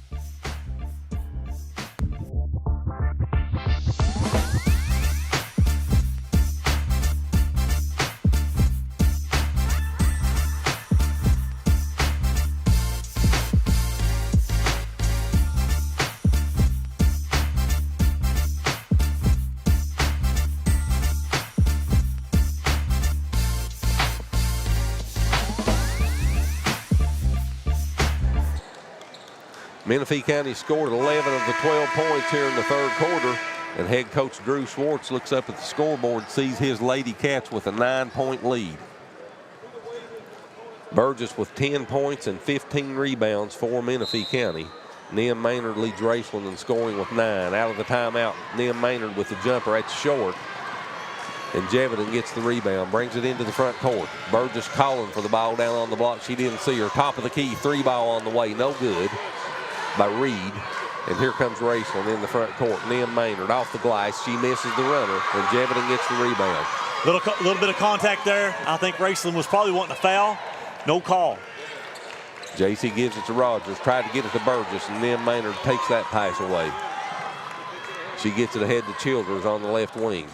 Childers drives down on the baseline, picks her dribble up, looking for somebody. She's in trouble. Gets it to Toole.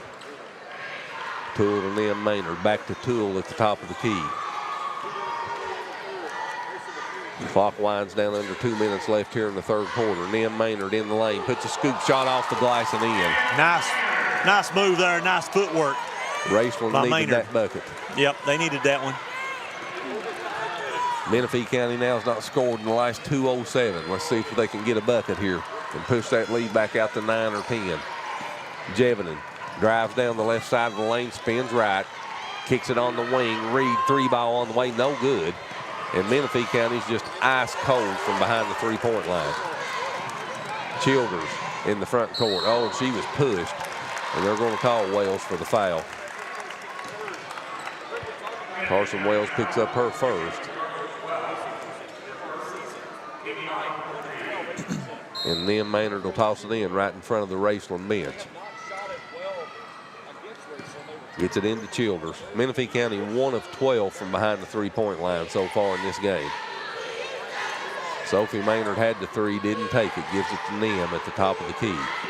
Neither team really looking to shoot threes. Nim will, she makes but it. She did. No hesitation on that shot, was it? Nim Maynard has 14 now, and the lead's down to 4. 31-27. Raceland scored the last 5. Burgess drives down the lane, puts a floater up, no good, and the rebound comes off 2 Childers for Raceland, and she's fouled. It's a jump ball. Jump ball's the call, and it's Menifee County's. You know, the arrow was pointing at Menifee County over there. Now it goes back to Raceland. Did you see that? I did not see that. It sure was. It was pointing to the Menifee County end. They must have left there from the start of the second half. I'd say they did. Forgot to flip it. Toole in the front court to Childers. Childers finds Nim Maynard in the paint. Her no-look pass goes out of bounds over to Menifee County. And Nim says, that's on me. It was probably the right play. It just, she threw it behind her. If she'd have threw it in front of her, it would have been a layup. Jeviden walks it into the front court as the clock winds down under 35.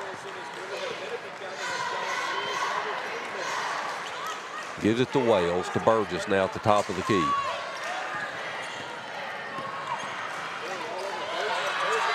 And they take it away from her. Childers gets the basketball. Clock under 20.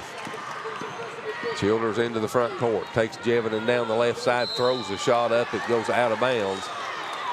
And it'll stay with Raceland. 13.1 left on the clock. Sophie Maynard will throw it in. Gets it into Nim Maynard. Toole on the wing. Takes a 3. It's no good. And Rogers got the rebound. Gives it to Burgess. Clock down to 5. Got to hurry. Front court, Carson Wales 3. No good. So Menifee County is now 1 of 13 from behind the 3-point line. But hey, they outscored Raceland 11-6 in the third quarter, and they lead this game by 4 as we go to the fourth. Menifee 31, Raceland 27, and we'll be back to Moorhead in 60 seconds.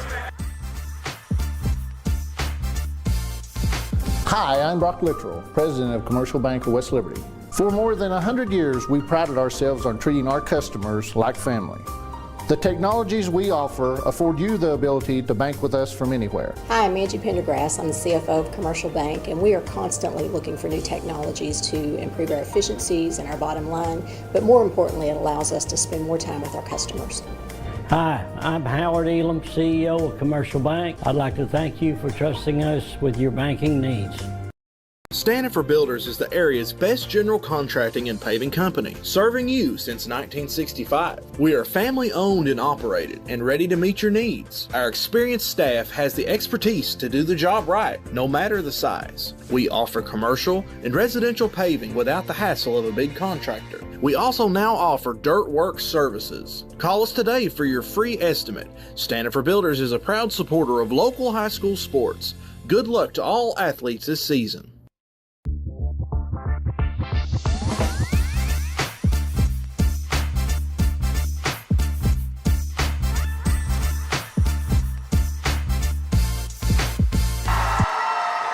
Well, Nim Maynard leads all players in scoring with 14 points. Peyton Burgess has 10 points and 15 rebounds to lead Menifee County. And the Lady Cats have a 4-point lead as we head to the fourth quarter, 31-27. Stephen, what's your take on the first 3 quarters of this game? Well, you know, we thought it was going to be a close game. It'd be back and forth. Menifee County, you know, at the end of the first quarter, they was up 8-7. Raceland bounced back and outscored Menifee County 14-12. Menifee County won the third quarter, 11-6. So they're up 4 to start this fourth quarter. Menifee County's out rebounding Raceland 32-22 in this game, but they're 1 of 13 from behind the 3-point line. If they only had 2 or 3 of those threes, this game completely different would be scenario. Completely different. Wales puts the baseline jumper up, no good, gets her own rebound. That was blocked. And Toole comes away with the basketball for Raceland. And now it's taken away by Rogers. And she steps on the baseline, and it'll go back over to Raceland. Neither one of these teams give up. They just keep playing. Menifee County shooting 31% on 13 of 42. Raceland 26% on 9 of 35. Sophie Maynard, Turry, Toole, Childers, and Nim Maynard on the floor to start the fourth quarter for Raceland. Nim Maynard with the jumper, left side of the circle, no good. Burgess with the rebound. Wales, Reed, Burgess, Jeviden, and Rogers on the floor to start the fourth quarter. Shot up off the glass and in by Carson Wells. Burgess with the assist. Carson Wells with the bucket, and Menifee County goes back up by 6, 33-27. And Burgess, when she gets that rebound, she's going full force down the floor, and then her teammates know to get out in front of the ball, they'll get it. And you know, the thing that nobody talks about with her is her ability to pass the basketball. Oh, yeah, she dribbles with her head up. She's always looking. She's always looking ahead. Childers on the baseline, drives around Rogers, flips it up on the glass, no good. Offensive rebound by Turry, and she's fouled and will shoot free throws. I think it's going to be on Rogers. So Aubrey Turry, the 5'9" freshman for Raceland, will go to the free throw line.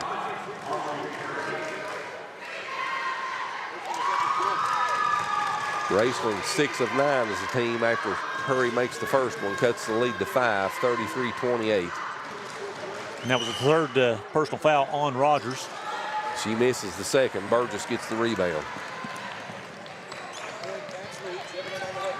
Jeviden drives in the lane, spins left, puts it up off the glass, no good.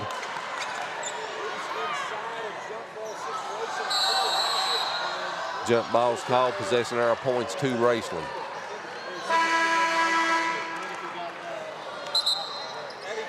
As Addie Thornburg checks back into the lineup for Raceland. And again, both teams going on the floor after the ball. Good hustle by both teams. So Raceland gets the basketball on the possession arrow.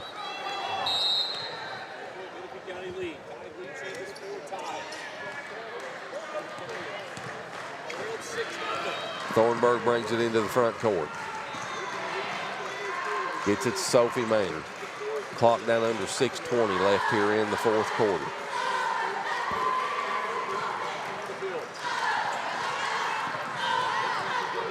Nia Maynard at the top of the key, flips it on the wing to Turry. Her three on the way is no good, and Burgess gets yet another rebound. 18 of them now in the game for Peyton.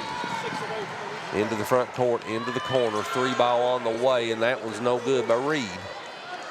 And she's 0 of 6 from behind the three-point line. Turry, baseball pass ahead to Nia Maynard in the front court. Pulls up in the lane, goes around Burgess, misses the scoop shot off the glass, and Burgess gets the rebound, her 19th of the game. Yep. And you know that move is, it looks funny to me. It looks like a walk, but it's normal. That's just that's a good play. That's a good move now. It is. They don't call it a walk. Nope. And haven't for a long time. Nope. Curry picks up the foul for Raceland. That's her first. First team foul on Raceland here in the fourth quarter.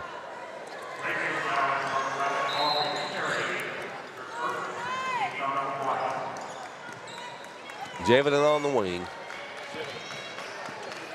Drives down the free throw lane, kicks it on the baseline to Rogers. She looks back out on top, gets it to Reed. Addison Reed finds Wells on the right side.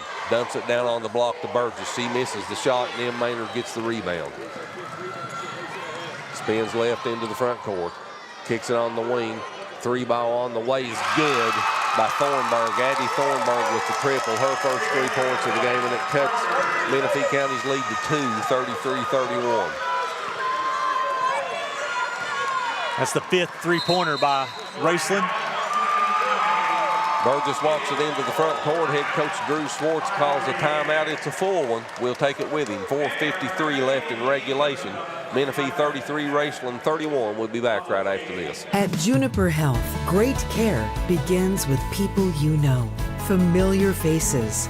Rooted in the mountains of eastern Kentucky, we are nationally recognized. We provide award-winning care right here in your backyard. We're on your roads, in your schools, at your front door. This is our home too. Juniper Health, world-class care, hometown heart.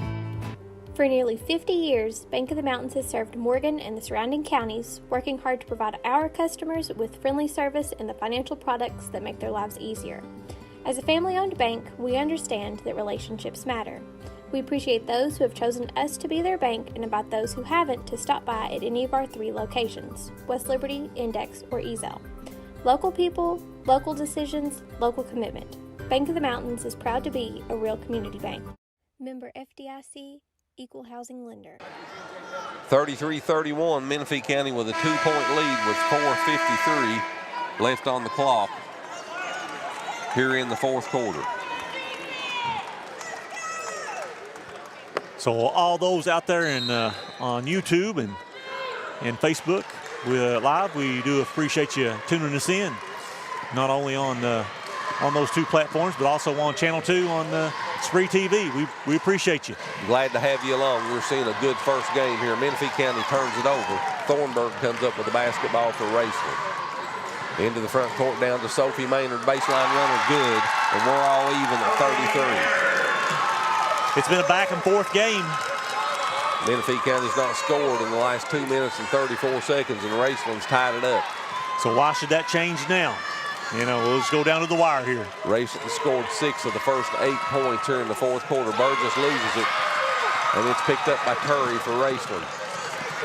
She crosses the timeline, throws it over on the wing to Childers, and they'll call her for the travel. Now that's another call you don't see a whole lot anymore. No, you don't. 10th turnover on Raceland.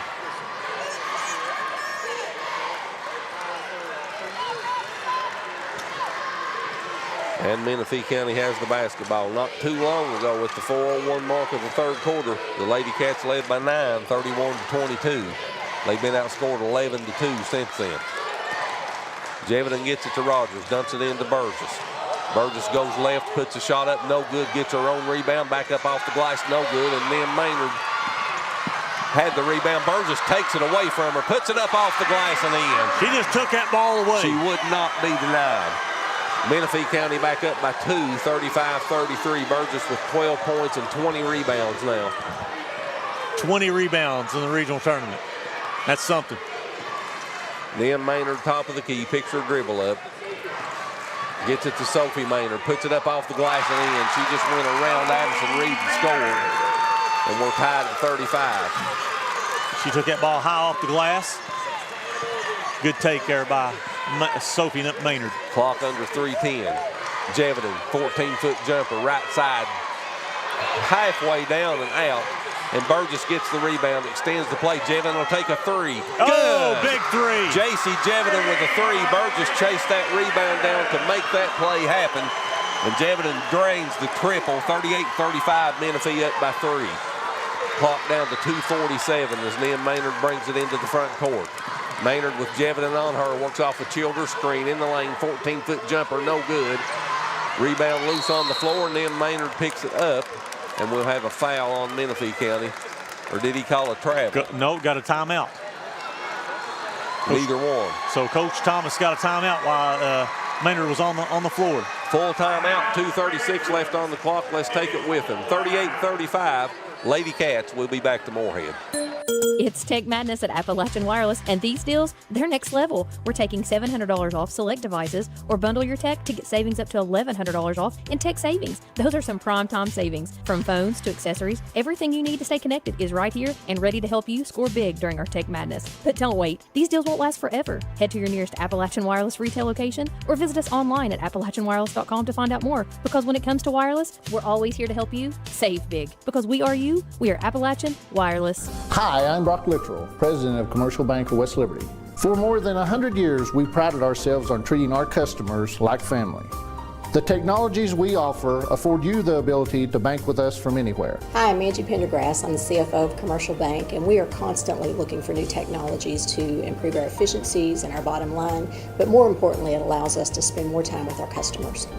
Hi, I'm Howard Elam, CEO of Commercial Bank. I'd like to thank you for trusting us with your banking needs. Menifee County led by 4 as we started the fourth quarter. Raceland's outscored them by 1, 8-7, and it's a 3-point lead for the Lady Cats, 38-35.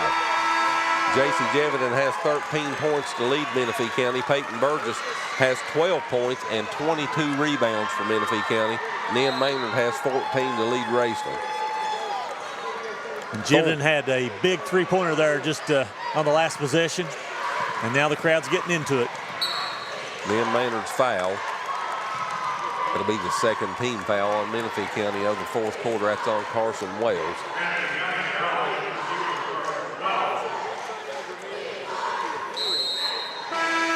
That'll be her second. And with 2:33 left in the fourth quarter, we come to the media timeout. SpreeTV media timeout. 38-35 Menifee County. We'll be back to LST Johnson Arena right after this. At Juniper Health, great care begins with people you know. Familiar faces. Rooted in the mountains of eastern Kentucky, we are nationally recognized. We provide award-winning care right here in your backyard. We're on your roads, in your schools, at your front door. This is our home too. Juniper Health, world-class care, hometown heart. When you agree, it can be drama-free. Uncontested divorces starting at $500. Simple, straightforward, professional, statewide. Call John D. Lewis Jr., Main Street, Sandy Hook. This is an advertisement. Welcome back to SpreeTV. I'm Stephen Gullett along with Chris Dickerson and the SpreeTV sports crew. We got two producers tonight. We got Jonathan Keaton, we got Adam Mann. Behind camera number one way up high is Junior Lane. And two cameras on the floor are Tyler Atkins and Tim Mays. We are 2:33 to go in this fourth quarter. Menifee County up 3 over Raceland Lady Rams. Menifee County's led by as many as 9. Raceland's led by as many as 6. And right now the Lady Cats are up by 3. As Nim Maynard tosses it in to Childers. She goes right back to Maynard, and then she passes across lane. That runner was missed by Turry, and it goes out of bounds over to Menifee County. So the Lady Cats have the basketball with 2:26 left on the clock. Right now, it's a one-possession game, 3-point lead. And they need a bucket on this possession. They do. They need to separate a little bit further. And you know, they need to turn that 3-point lead into 5, maybe 6 here. They've had 8 more shots at the basket than Raceland. 52 shots for Menifee, 44 for Raceland. Burgess's pass is deflected, stolen by Thornburg. That's one thing Menifee cannot do is turn that ball over. Turry on the wing with Reed on her. Top of the key now to Maynard. Maynard with Jeviden on her goes to Sophie Maynard on the left wing. So Sophie Maynard at the top of the key, loses the basketball. It was picked up by Addison Reed. So back-to-back turnovers. Menifee turns it over. Raceland gives it right back. So under 2 minutes here. So it's going to be they're going to take their time, but they can't just tote it and turn the ball over. They got to look to score as well. J.C. Jeviden backs it out to the logo.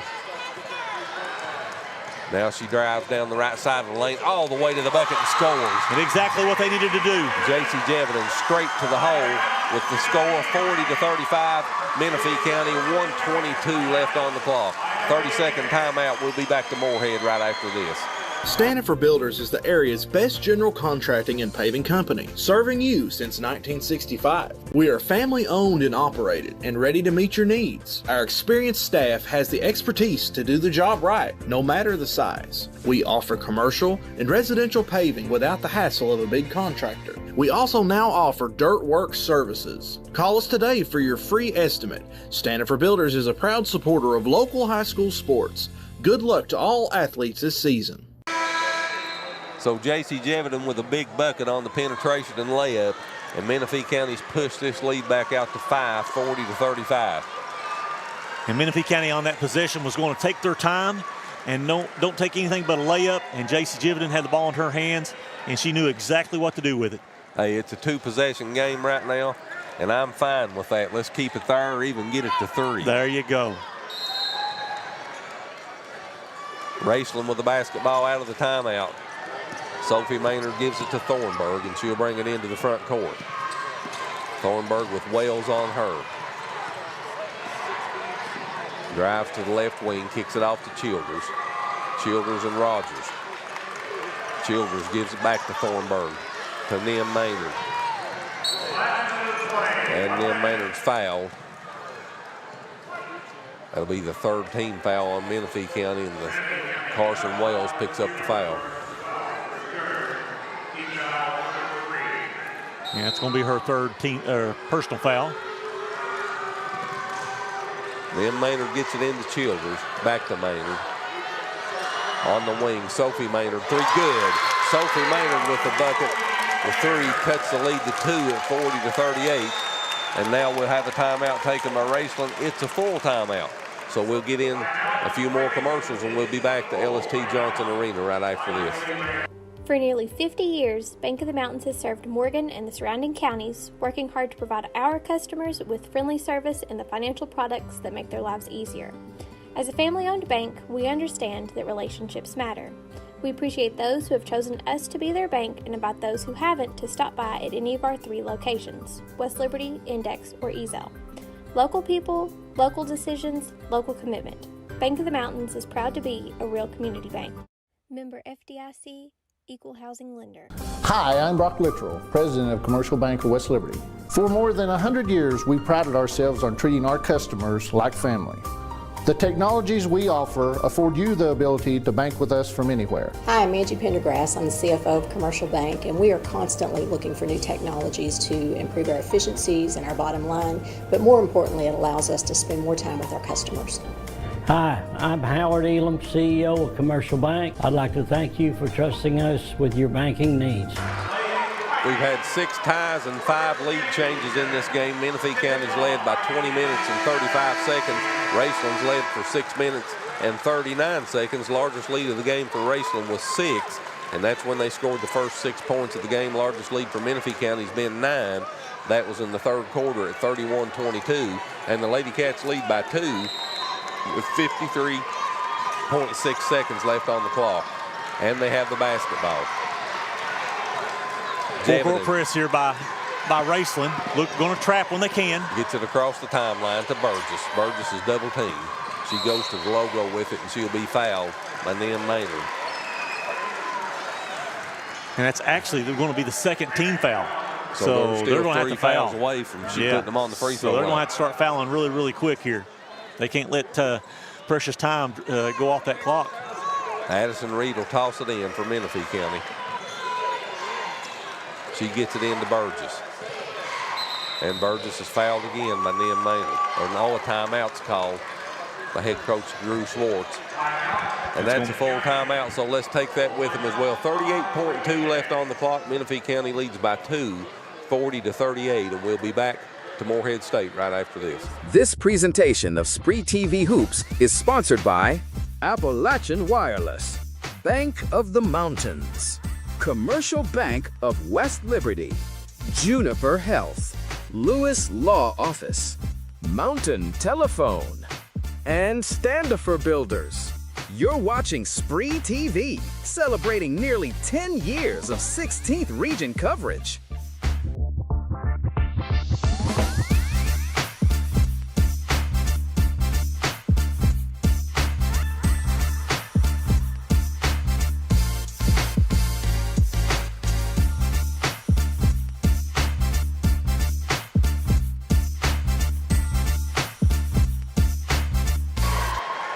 Nim Maynard leads Raceland in scoring with 14 points. J.C. Jevitt, high score so far for Menifee County with 15 points. And Menifee hangs on to a ever slim 2-point lead, 40-38, with 38.2 seconds left on the clock.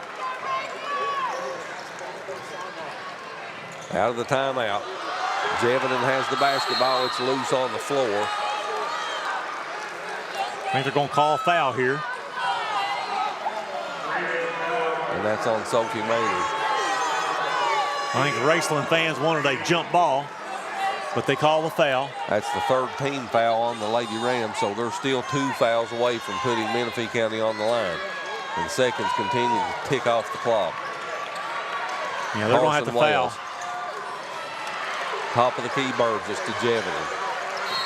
And Jevitt's fouled by Sophie Maynard with 27.2 left on the clock. That's their 4th foul now, so the next foul will put Menifee County on the free throw line. Well, Menifee County wants to get the ball to J.C. Jevitt and put it in her hands, let her go to the free throw line. Rogers will toss it in right in front of the Menifee County bench.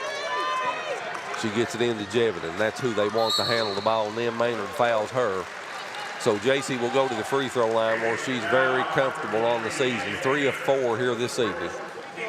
She leads Menifee County in free throw shooting for the season at 73.5%. And you know that's who they want on the free throw line. Yep. Jevitt makes the first one. She's 4 of 5 now, has 16 points. And it's a 3-point lead. This one would make it a 2-possession game if she can make it. And she does. She's got 16. The lead's 4. Give her 17. And the lead's 4, 42-38. So Menifee County's going to press a little bit here. Make Raceland take as much time. And they just turn the ball over. They just turned the ball over. Sophie Maynard lost it in the corner. And what a play. An excellent defensive play by Jevening. She just snuck right in there. She sure did, and she deflected that ball off of Sophie Maynard's leg out of bounds. So Menifee County has the basketball back in a 4-point lead. 23-8 on the clock. Rogers hands it right back to Jevening, and they'll foul her. Sophie Maynard fouls her. That's her 3rd.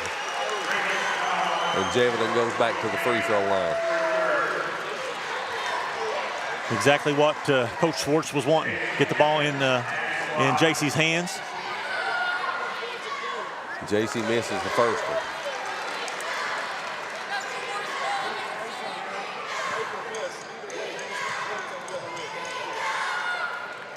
Second free throw's good. She splits the pair.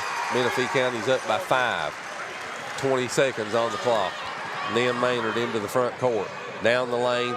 Shot blocked by Burgess. And it goes out of bounds. It'll stay with Raceland. And Peyton thought it was off of the Raceland player, but it'll stay on that end of the floor. 13-5 left on the clock. Ever precious seconds. And Menifee just needs to take play good defense here. Then Maynard misses the runner in the lane line, puts it back up and in. She climbed the back there, and they didn't make the call. Cuts the lead to 3. And Burgess is fouled on the inbounds pass, and we'll walk to the other end to shoot free throws. That foul was on Nim Maynard. She makes one of these. That's her 5th foul. And the senior, Nim Maynard, fouls out. It's an emotional time for these players. The 5'9" senior, what a career she's had at Raceland. Been one of the best players in the 16th region. Burgess' first free throw's up and no good. And she needs to make this one. She's 0 of 2 from the free throw line in the game, and we need this one to make it a 2-possession game. 3.6 left on the clock. Burgess makes that. It's a 4-point game, 3.6 seconds left. That should do it. Just don't foul. Yep, just let them go. Shot at the buzzer from half court is no good. This game is over. So the first game is official, and Menifee County has defeated Raceland 44-40. And Menifee County goes back to the semifinal round for the 2nd straight year. 44-40 your final score. We'll go back to the studio, get in a couple of commercials, and then we'll be back to look at the official statistics and talk about this game. You're watching the girls' 16th Region High School Basketball Tournament from Ellis T. Johnson Arena on the campus of Morehead State. We'll be back right after this. It's Tech Madness at Appalachian Wireless, and these deals, they're next level. We're taking $700 off select devices, or bundle your tech to get savings up to $1,100 off in tech savings. Those are some prime time savings. From phones to accessories, everything you need to stay connected is right here and ready to help you score big during our Tech Madness. But don't wait. These deals won't last forever. Head to your nearest Appalachian Wireless retail location or visit us online at AppalachianWireless.com to find out more. Because when it comes to wireless, we're always here to help you save big. Because we are you, we are Appalachian Wireless. Hi, I'm Brock Littrell, President of Commercial Bank of West Liberty. For more than 100 years, we prided ourselves on treating our customers like family. The technologies we offer afford you the ability to bank with us from anywhere. Hi, I'm Angie Pendergrass. I'm the CFO of Commercial Bank, and we are constantly looking for new technologies to improve our efficiencies and our bottom line, but more importantly, it allows us to spend more time with our customers. Hi, I'm Howard Elam, CEO of Commercial Bank. I'd like to thank you for trusting us with your banking needs. Stanford Builders is the area's best general contracting and paving company, serving you since 1965. We are family owned and operated and ready to meet your needs. Our experienced staff has the expertise to do the job right, no matter the size. We offer commercial and residential paving without the hassle of a big contractor. We also now offer dirt work services. Call us today for your free estimate. Stanford Builders is a proud supporter of local high school sports. Good luck to all athletes this season. When you agree, it can be drama-free. Uncontested divorces starting at $500. Simple, straightforward, professional, statewide. Call John D. Lewis Jr., Main Street, Sandy Hook. This is an advertisement. At Juniper Health, great care begins with people you know. Familiar faces, rooted in the mountains of eastern Kentucky. We are nationally recognized. We provide award-winning care right here in your backyard. We're on your roads, in your schools, at your front door. This is our home too. Juniper Health, world-class care, hometown heart.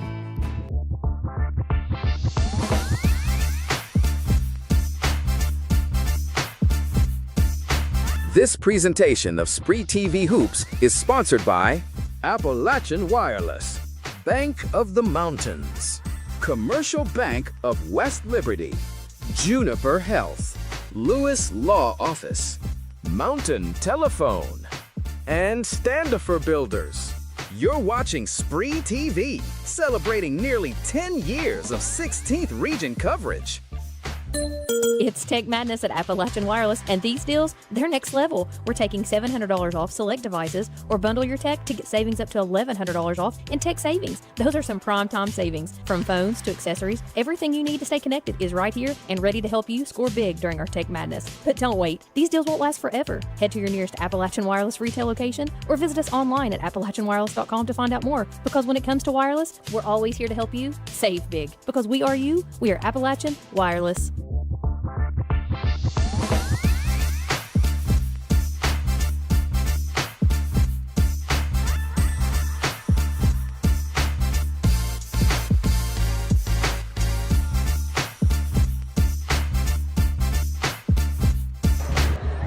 Back here at Morehead State, as Menifee County moves on to the semifinal round on Thursday evening with a 44-40 victory over Raceland. And let's take a look at some of the official statistics in the game. First, for Raceland, Raceland shot 29.2% from the floor on 14 of 48. From behind the three-point line, they were 6 of 16 for 37.5%. And from the free throw line, they shot 60% on 6 of 10. Raceland was led in scoring by Nim Maynard with 14 points. She also had 7 rebounds to go with those 14 points and 4 assists. 12 points for Sophie Maynard, 12 points and 6 rebounds, and 1 steal for Sophie Maynard. 6 points for Sydney Childers. Sid Childers with 6 points and 3 rebounds. 3 points for Addison Thornburg.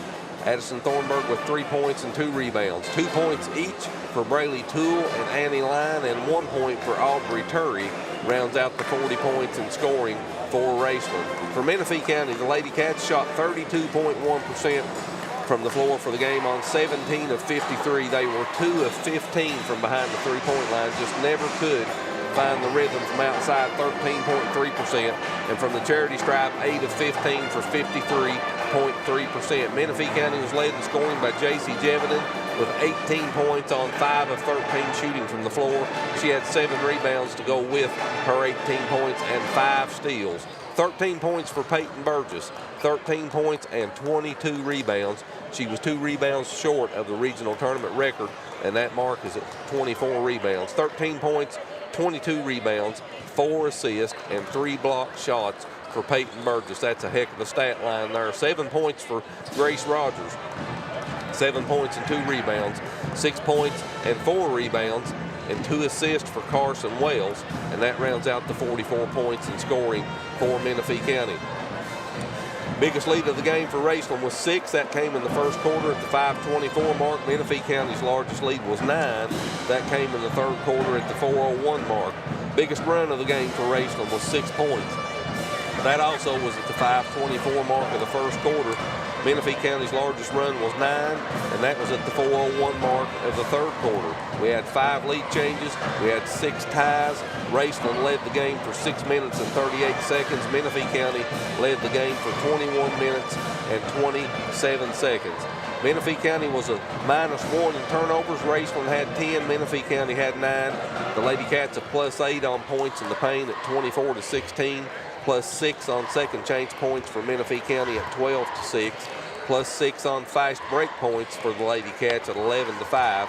and Raceland's bench outscored Menifee County's 4-0. Scoring by quarter, Menifee County 8, Raceland 7 in the first quarter. Raceland outscores Menifee County 14-12 in the second quarter. They had a 21-20 lead at halftime. Second half, Menifee County outscores Raceland 11-6 in the third quarter. Both teams score 13 in the fourth quarter.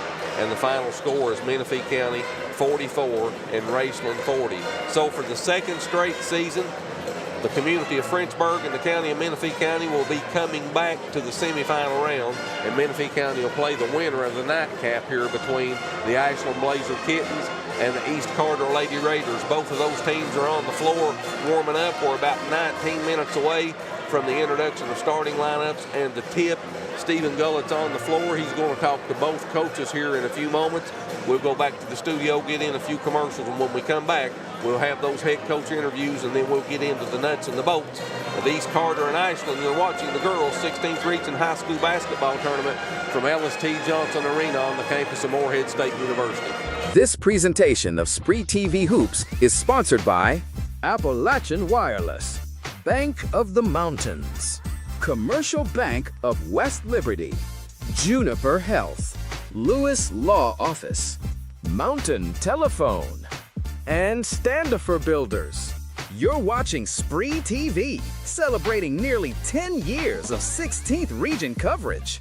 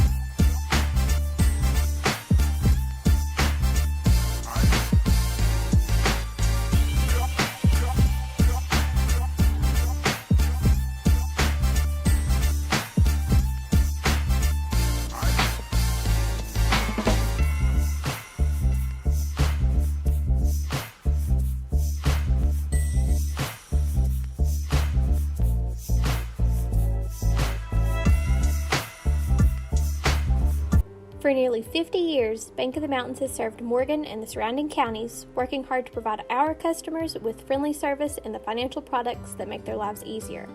As a family-owned bank, we understand that relationships matter. We appreciate those who have chosen us to be their bank and invite those who haven't to stop by at any of our 3 locations, West Liberty, Index, or Ezel. Local people, local decisions, local commitment.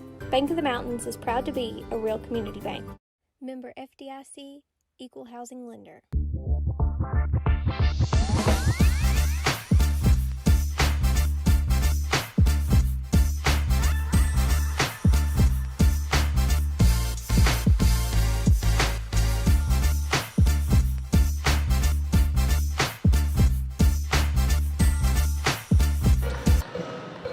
Welcome back to SpreeTV. We are at LST Johnson Arena here on the campus of Morehead State University, site of the 2026 Girls 16th Region Tournament. With us now is East Carter head coach Matthew Clark. Coach, appreciate you joining us. Yeah, I appreciate you guys for covering us. Hey, you know, it's a big crowd, especially this second game. Yeah. You get both crowds for a little while.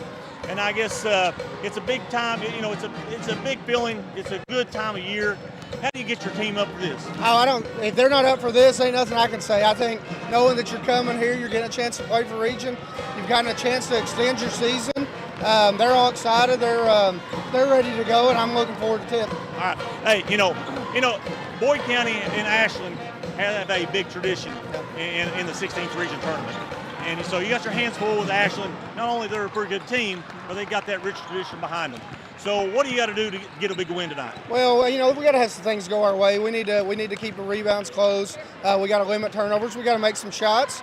I hope they don't have a great shooting night.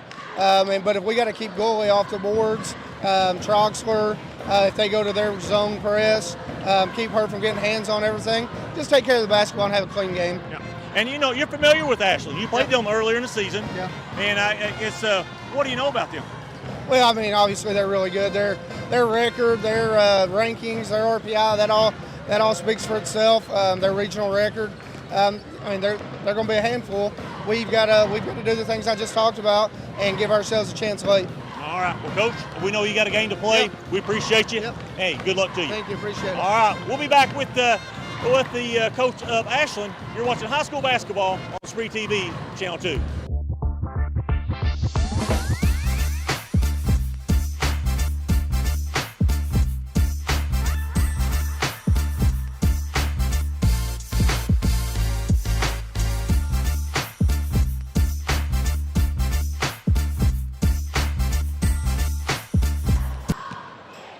Welcome back to SpreeTV Channel 2. We are we're at courtside here at the 16th regional tournament.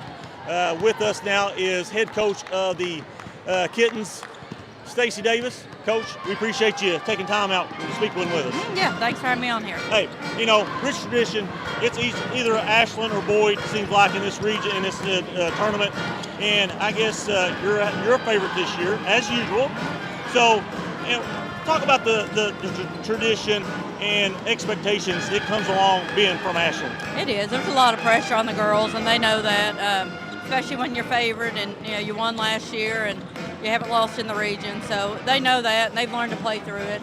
We talk a lot about, people bring their best game against Ashland. They want to beat you. We talk about we are Ashland, and people either love you or hate you. There you go. So they know they're getting everybody's best every night, and they've accepted that, and they know what they have to do to succeed and to win games. Yep. So I guess you played East Carter earlier in the season. You know them. You're familiar with them. So what do you expect from them tonight? Same thing. They're a very physical, very gritty team. They'll get after it. They got a couple guards that can light it up and with deep range. So they're going to come out with a fight, and they're going to come out ready to battle, and they're not going to back down. Yep. And I guess, for our service area, you may not be familiar with Ashland. So what are some of who are the players that we're going to hear tonight? We're going to say their names on air. From ours, you'll hear Gabby Carley, Brooklyn Duckweiler, Ariana Goley, Jenna Delaney, Alexis Troxler, and then we got several off the bench. So we're kind of well-rounded team. All we don't have like one major standout. We got just a well-rounded little team. All right. Well, Coach, we know you got a game to play. We appreciate you, and good luck to you. Thank you.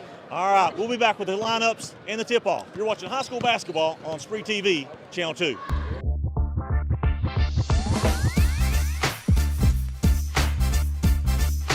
For nearly 50 years, Bank of the Mountains has served Morgan and the surrounding counties, working hard to provide our customers with friendly service and the financial products that make their lives easier. As a family-owned bank, we understand that relationships matter. We appreciate those who have chosen us to be their bank and invite those who haven't to stop by at any of our 3 locations, West Liberty, Index, or Ezel. Local people, local decisions, local commitment. Bank of the Mountains is proud to be a real community bank. Member FDIC, Equal Housing Lender. At Juniper Health, great care begins with people you know, familiar faces, rooted in the mountains of eastern Kentucky. We are nationally recognized. We provide award-winning care right here in your backyard. We're on your roads, in your schools, at your front door. This is our home too. Juniper Health, world-class care, hometown heart. When you agree, it can be drama-free. Uncontested divorces starting at $500. Simple, straightforward, professional, statewide. Call John D. Lewis Jr., Main Street, Sandy Hook. This is an advertisement. This presentation of SpreeTV Hoops is sponsored by Appalachian Wireless, Bank of the Mountains, Commercial Bank of West Liberty, Juniper Health, Lewis Law Office, Mountain Telephone, and Standifer Builders. You're watching SpreeTV, celebrating nearly 10 years of 16th region coverage.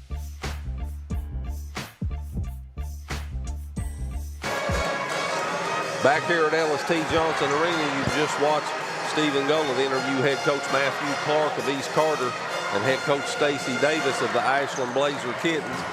Stephen, what kind of feel do you get for how this game will play out by talking to the coaches? Well, you know, I think Ashland's probably going to be the favorite no matter who they play in this tournament. And I think Matthew Clark understands that. They got a big task. They got to, you know, but things got to go their way. I think they're going to have to play really, really well. Ashland's going to have to play bad. And I think he understands that. And I think Coach Davis knows that as well. They're going to have to play. They can't just come in here and just expect a win.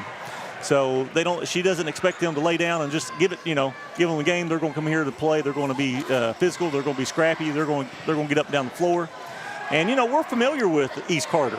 We had them all last week with the district tournament. So I think a little sentimental there that hey, we want to see East Carter do well out of the 62nd district. We sure do. Let's take a look at both of these teams before this game starts. First, for the champions of the 64th district, the Ashland Blazer Kittens, under the direction of head coach Stacy Davis in her 4th season. Davis with an overall record of 96-31 at Ashland. The Ashland Kittens 23-5 on the season. They came into the tournament with the most wins in the 16th region, tied with Russell for that mark. They've won their last 3. They're 7-3 in their last 10 games. Ashland is the 64th district champion. They defeated Boyd County 73-50 at Summit to take the 64th district crown.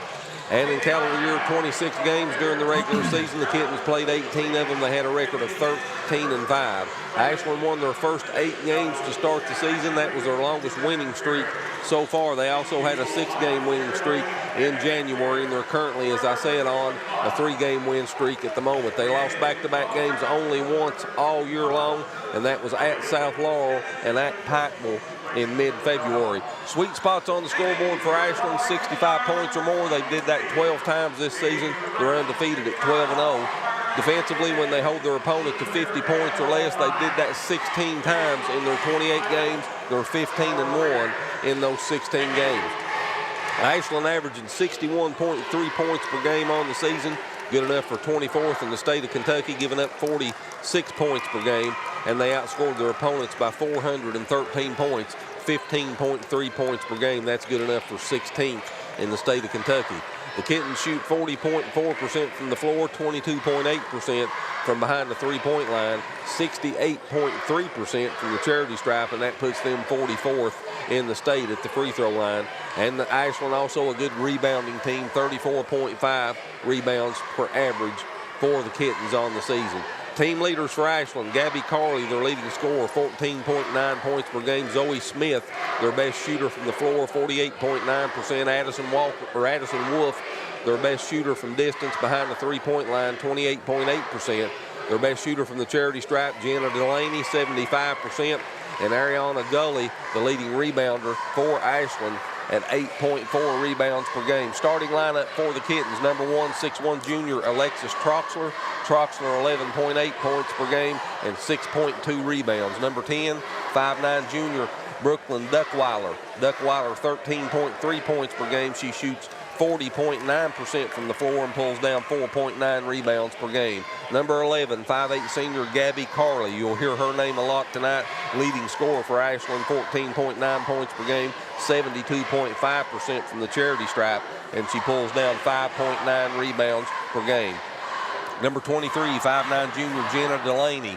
Delaney, the best free throw shooter on this Kittens team at 75%, and she shoots 35.7% from the floor. And rounding out the starting lineup for Ashland, number 25, 5'11" senior Ariana Gully. Gully at 11.8 points per game, shoots 45.2% from the floor, and their leading rebounder at 8.4 points per game. Again, your starting lineups for Ashland: Alexis Trockler, Brooklyn Duckweiler, Gabby Carley, Jenna Delaney, and Ariana Gully. East Carter Raiders come into this basketball game under the direction of head coach Matthew Clark in his 4th season. He has an overall record of 69-49 at East Carter, and the Lady Raiders bring a 21-7 record into this game here in the 16th region tournament, and they've won 9 of their last 10 games, and Morgan County broke that 9-game winning streak they had when they defeated East Carter in the 62nd District Championship game, 53-50. During calendar year 26, East Carter took the floor 15 times in the regular season, had a record of 12-3. Their longest win streak of the season was 9 games. That ended in the district championship game, and they did not lose back-to-back games all season long. Sweet spots on the scoreboard for East Carter. When they score 60 points or better, they did that 13 times on the season. They're 12-1. When their defense gives up 40 or less, they did that 10 times on the season, and the Lady Raiders are perfect 10-0. East Carter averaging 59 points per game, giving up 44.8 points per game. They outscored their opponents by 370 during the regular season, or 14.2 points per game. That's good enough for 19th in the state of Kentucky. Those 59 points per game scoring also puts them 39th in the state. They shoot 40.3% from the floor, 31.3% from behind the three-point line, and 72.1% from the charity stripe, good enough for 18th in the state. East Carter pulls down 35.4 rebounds per game. That's good enough for 21st in the state. They're led in scoring by Bristol Boggs at 12.2 points per game. Josie Rudd, their best shooter from the floor, at 47.4%. She's also their best shooter from distance at 36.1%. Free throw percentage, Brindley Walker, 80.5%, 39th in the state of Kentucky. And Bristol Boggs is shooting 84.1% on the season, but she does not have enough free throw attempts to qualify for the state record. Brindley Walker's their leading rebounder at 6.3 rebounds per game.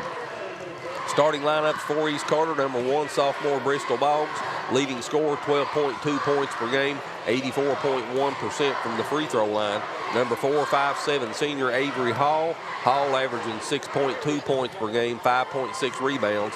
Number 10, 5'8", sophomore Jocelyn Rudd, 11.4 points per game, 47.4% from the floor to lead East Carter, and their best three-point shooter, 36.1%. Number 21, 5'5", senior Tori Bishop, 5.8 points per game, 73.7% from the free throw line, 3.3 rebounds per game for Bishop. And number 24, 5'7", junior Brindley Walker. Walker, 11.7 points per game, 39th in the state of Kentucky from the free throw line at 80.5%, and 6.3 rebounds per game to lead East Carter in rebounding. So again, for the Lady Raiders, Bristol Boggs, Avery Hall, Jocelyn Rudd, Tori Bishop, and Brindley Walker. These two teams met one time during the 25-26 season. That was on the 19th of January in Grayson. Ashland won that game handily by 27, 64-37. And the big difference in that game, Ashland shot 50% from the floor on 28 of 56. East Carter shot 28.2% on 11 of 39. Gabby Carley had 25, Brooklyn Duckweiler 14, and Ariana Gully had a double-double with 10 points and 11 rebounds in that game. Bristol Boggs led East Carter in scoring with 22. Series notes on these two teams: they've met 49 times since the 97-98 season. East Carter has a 27-22 record head-to-head against Ashland. However, the Kittens have won the last 11 games straight. And in regional tournament competition since '98, these teams have met 3 times, and Ashland has a 2-1 record in those 3 games. That gets you set for the ball game. That's the nuts and bolts of it. Let's get in one quick commercial. When we come back, we'll turn it over to Chuck Wrist for the introduction of the starting lineups officially, and we'll get this game underway. East Carter and Ashland. We'll be back to Ellis T. Johnson Arena right after this. It's Tech Madness at Appalachian Wireless, and these deals, they're next level. We're taking $700 off select devices, or bundle your tech to get savings up to $1,100 off in tech savings. Those are some prime time savings. From phones to accessories, everything you need to stay connected is right here and ready to help you score big during our Tech Madness. But don't wait. These deals won't last forever. Head to your nearest Appalachian Wireless retail location or visit us online at AppalachianWireless.com to find out more. Because when it comes to wireless, we're always here to help you save big. Because we are you, we are Appalachian Wireless.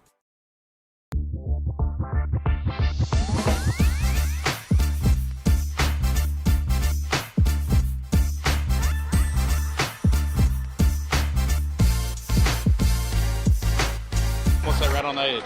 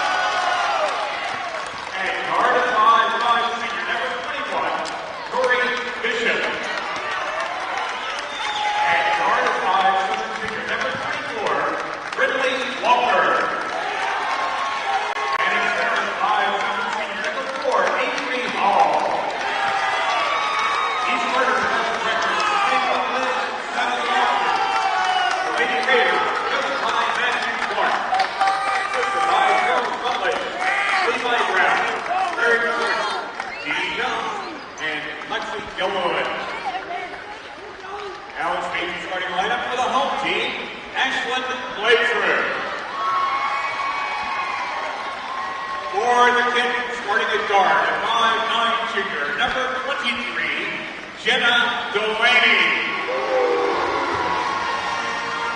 And guard at 5'9" junior, number 10, Brooklyn Duckweiler. And guard at 5'8" senior, number 11, Gabby Carley. And forward at 6'1" junior, number 1, Alexis Troxler.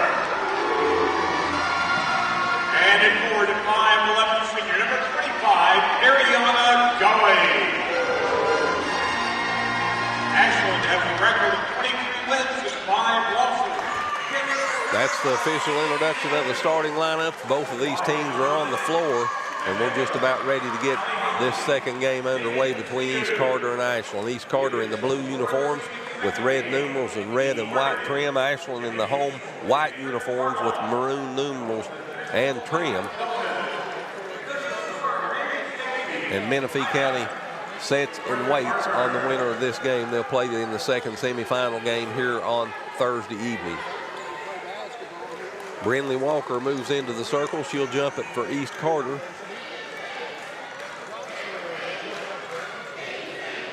Alexis Troxler will jump for the Kittens, and we're ready to play basketball. Let's play. Opening tip controlled by East Carter. And Josie Rudd controls the tip. I think Troxler was ready there on that. And Jenna Delaney steals the first pass. Down the lane she goes off the glass, no good. Offensive rebound was claimed by the Kittens, extended possession.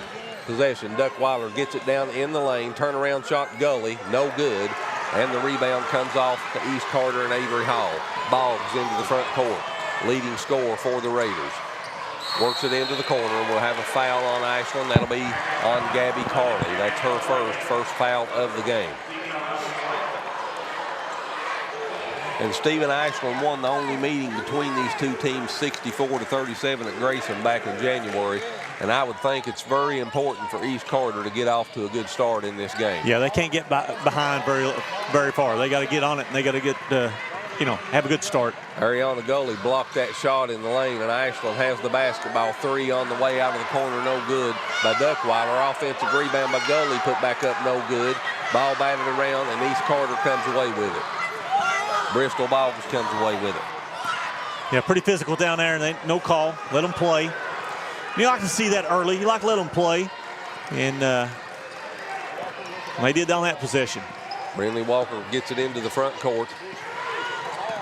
3 on the way. Bristol Boggs is no good. And the rebound was taken down by Delaney. She gets it to Carley. Gabby Carley in the front court.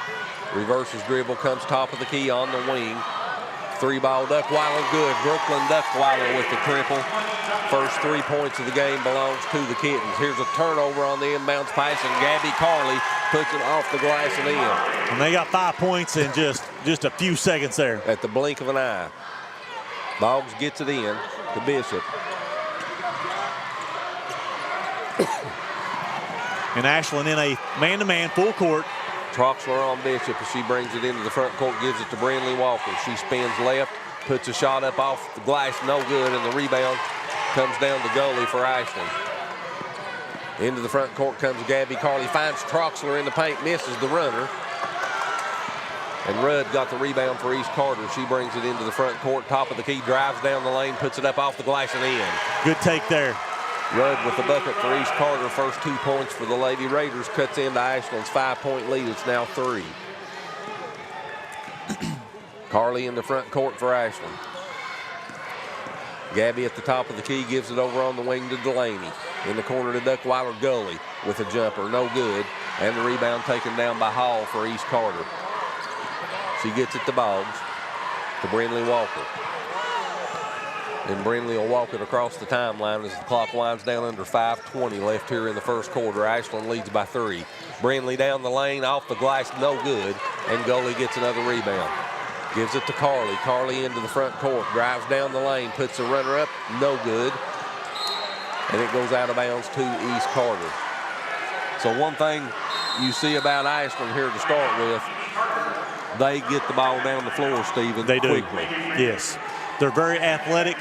They're very fast. They're big. They're bigger, faster, stronger than most of these teams here in this tournament, and they're showing it.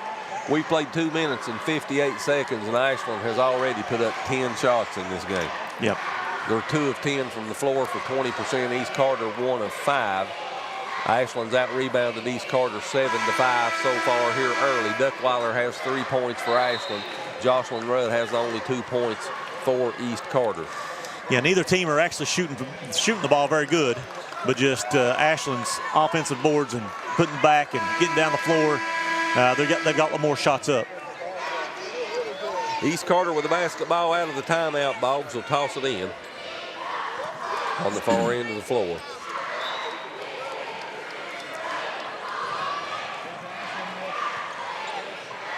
Rudd with the basketball back to Boggs. She gets it to Bishop, and Bishop gets it across the timeline and into the front court. Brindley Walker. And it goes out of bounds. It'll stay with East Carter. And Abby Boggs is checked into the lineup, number 5 for East Carter, the 5'5" senior. So both Abby Boggs and Bristol Boggs on the floor for the Lady Raiders. Rudd spins right, puts a shot up, no good. And it goes out of bounds off of Gully. It'll stay on this end of the floor with the Lady Raiders. I think Gully was wanting the ball. She was saying it was Ashland ball, but stays down here with East Carter. Bishop will throw it in. She gets it to Walker out at the top of the key to Abby Boggs. Abby Boggs gives it to Bishop in the lane, off the glass, no good, and the rebound comes off to Duckweiler. Duckweiler into the front court, drives down the left side of the lane, finds Gully underneath, off the glass and in. Count the bucket for Gully, and she's fired up as she goes to the free throw line. She'll try to complete the three-point play for the Kittens. With 5'11" senior, 72.6% on the season. Ashland 68.3% as a team. And Gully completes the three-point play, and Ashland is up by 6, 8-2. 4:27 left on the clock here in the first quarter. And again, Ashland pick up full court. And when I say full court, they pressure the ball. Rudd throws it away. Carly picks the pass off. And again, straight down the floor. Carly backs it out now, gets it to Duckweiler. 3-ball on the way, no good. Troxler gets the offensive rebound. Goes back up with a shot, no good. And the rebound taken down by Boggs. And we've got a foul on East Carter. I believe that's on Brindley Walker. That's going to be her second. And East Carter cannot afford to have Brindley Walker on the bench. No, she's got to be on the floor. Offensively and defensively. She's got to be there for him. 3-ball Troxler, no good out of the corner. Offensive rebound, Delaney. Extended possession, Duckweiler to Gully. Baseline jumper, Delaney, no good. And Abby Boggs got the rebound and gives it to Walker. And again, it just seems like Ashland's getting 2 and 3 chances. These Cardinals They are. won. Yep. You know, they've got 10 rebounds, and 5 of those are offensive rebounds. Walker picks her dribble up, gets it to Boggs, Bristol Boggs. At the top of the key, drives down the left side of the lane, finds Abby Boggs. 3-ball left wing, good. Bristol Boggs with the assist, Abby Boggs with the tray. And it cuts a 6-point lead to 3, 8-5. Big shot there. Let's see if East Carter can build on that momentum. Delaney finds Gully, back to Delaney. Top of the key, 3, Carly, good, no good. Offensive rebound, Gully off the glass and in. And they just work the board so good inside. So another offensive rebound. Offensive rebound, extended possession. Those are big. Brindley Walker with Troxler on her. Drives around her, puts a shot up. Troxler blocked it. And it's out of bounds off of Walker over to Ashland. 2:52 left on the clock. The media timeouts here in the first quarter. The SpreeTV media timeout. Your score, Ashland 10, East Carter 5. And we'll be back to Morehead State right after this.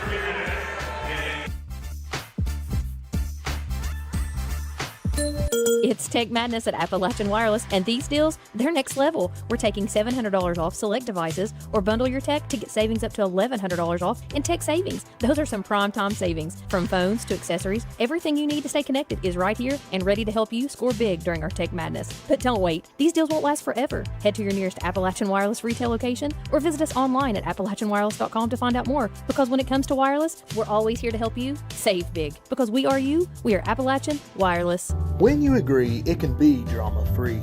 Uncontested divorces starting at $500. Simple, straightforward, professional, statewide. Call John D. Lewis Jr., Main Street, Sandy Hook. This is an advertisement. Carter 5, 2:52 left here in the first quarter. Ashland's led in scoring by Ariana Gully with 5. East Carter's led in scoring by Abby Boggs with 3.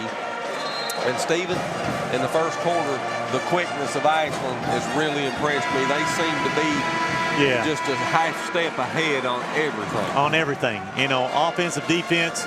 I mean, they're crashing the boards on the offensive end, and they've got 6 offensive rebounds. They've got 12 rebounds total. 6 of them is offensive rebounds. They just get in second chance shots, but, you know, just shoot till they make it. Well, again, we're 5 minutes and 9 seconds into this game. Ashland has 17 field goal attempts to 9 for East Carter. Carly in the front court out of the timeout to Duckweiler, and that pass is picked off by Bristol Boggs.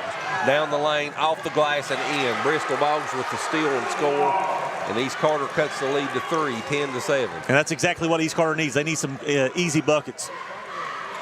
Carly at the top of the key, gives it to Duckweiler on the wing.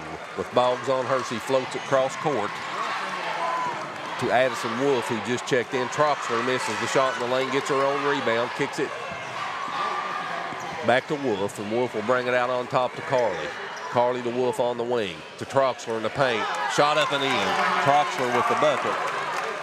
And Ashland's leads back to 5, 12-7. And Ashland's ball movement is just so good, so crisp on those passes. And I mean, they just get the ball down inside so easily. Bristol Boggs on the wing. Gives it to Bishop. Bishop dumps it down to Hall. Up over Gully. No good. Gully partially blocked that shot. And they get it to Carly, and look at her get that ball ahead to Troxler. Shot up off the glass, no good on rebound, back up and in. Troxler don't quit in the paint. No. And she beat the ball down the floor. Ashland up by 7, 14-7. And if you got a player like that will run the floor, you got to reward them with the ball. Corey Bishop in the front court gives it to Walker. Walker on the wing, drives in the paint, spins right. Troxler blocks that shot, and they'll call her for the foul.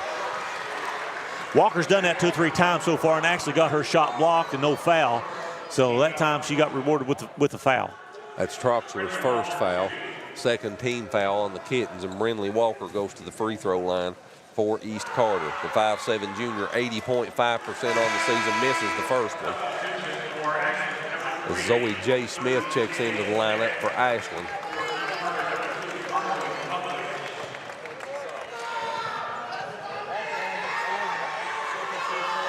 And Walker makes the second.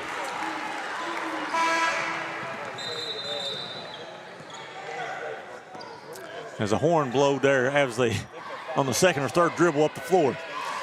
So inadvertent. I don't know what that was all about. I think they were thinking they was somebody there subbing in, and they already subbed. And you know what the problem is? It's this nice big 5.5 foot tall table, and you're sitting down in a hole, and the scorer's table that can't see the player.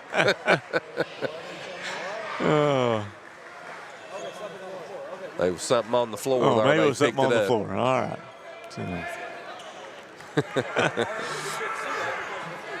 That's been one comment everybody's had in common here on the press row is I can't see over this thing. Well, and I guess it's built up to protect us from the basketball coming over, but yeah, I'd rather be able to see. I'd rather get hit in the head with a basketball than not be able to see. That's right. We got good hands. We can catch it. Ashland with the basketball. Carly drives in the lane. All kinds of contact. She loses it, and Walker comes up with the basketball for East. Clock approaches a minute as Walker brings it into the front court. Drives right down the middle of the lane. Scoop and score off the glass from Brinley Walker. Cuts the lead to 4, 14-10.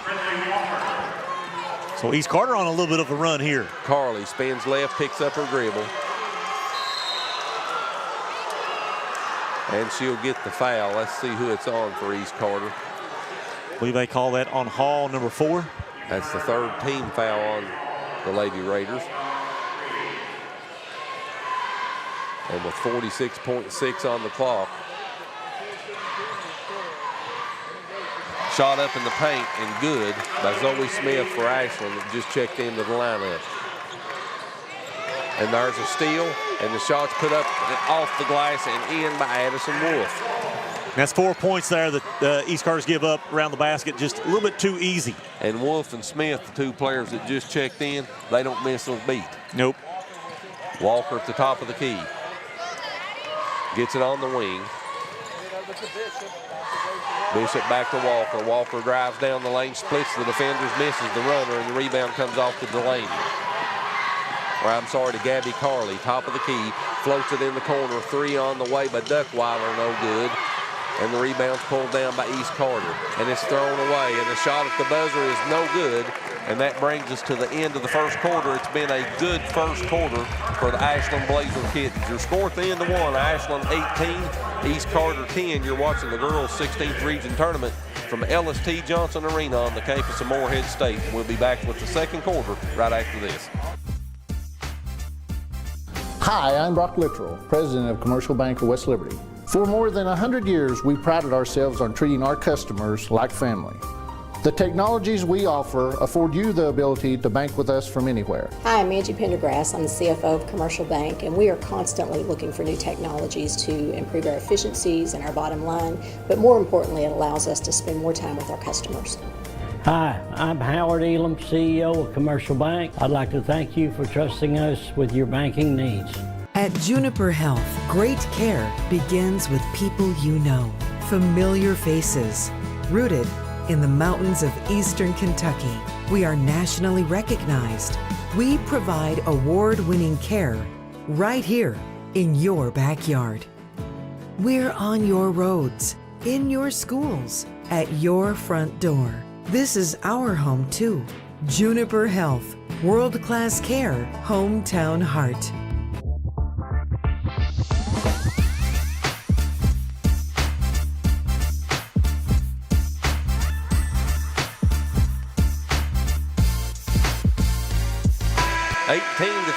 Ashland leads East Carter by 8 as we go to the second quarter. Abby Boggs leads East Carter in scoring with 3. Ariana Gully with 5 to lead Ashland.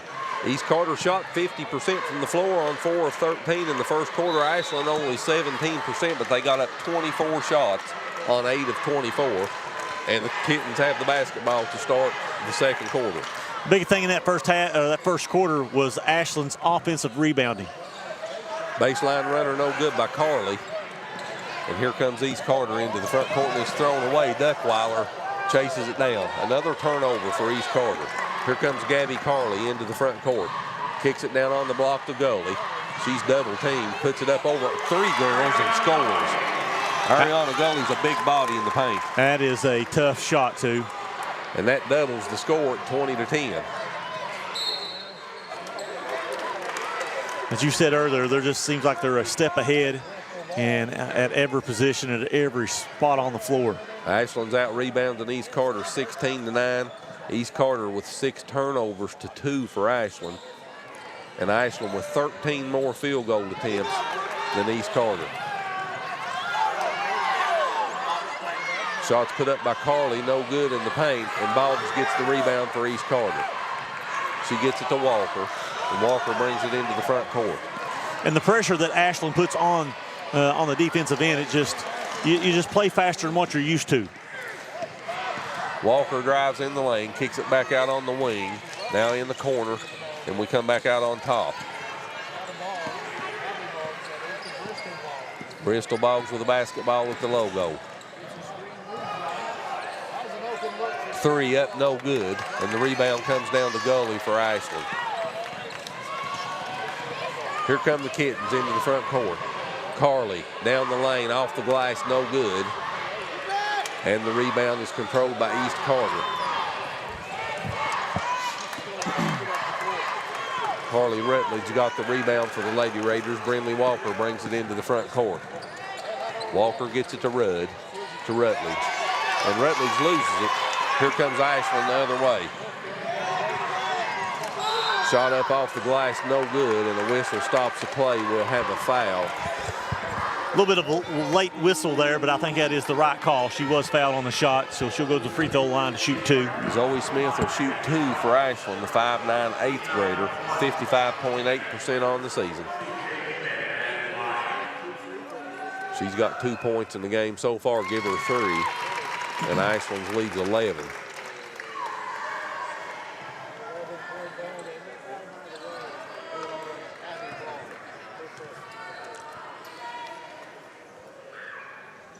She misses the second, so she splits the pair, and Walker gets the rebound for East Carter.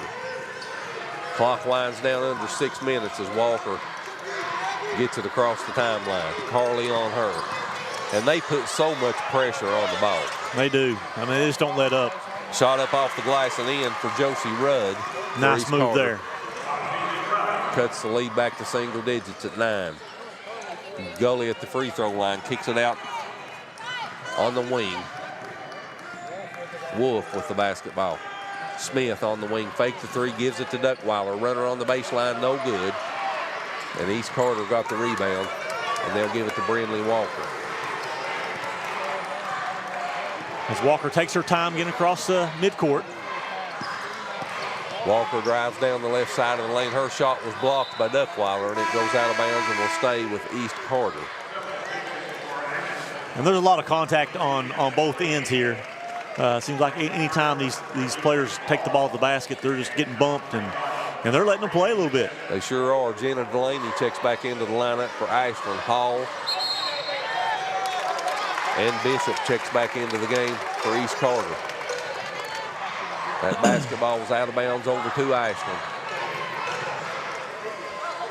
So Ashland with the basketball. Smith comes top of the key to Carly.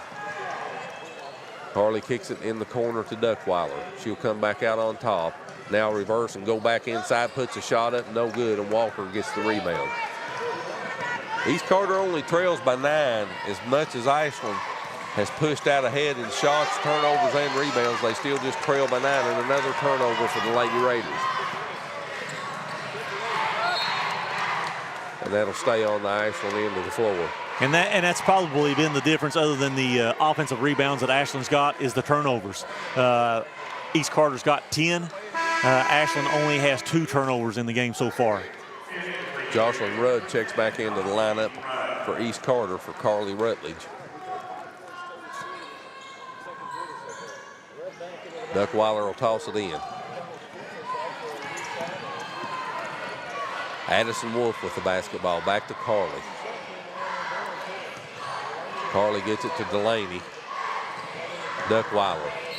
Floater on the baseline, no good, but Brooklyn will go to the free throw line to shoot 2. And that foul will be on Hall for East Carter.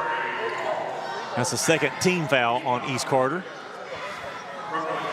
So Brooklyn Duckweiler, the 5'9" junior, 68.3% on the season for Ashland. It's her first trip to the free throw line. This is the first one.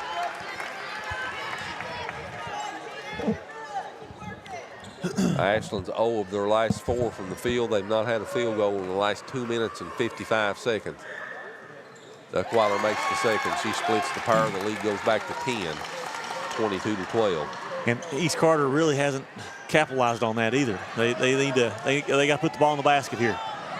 Ashland's biggest lead's been 11. That shot was blocked by Duckweiler, and Smith brings it into the front court.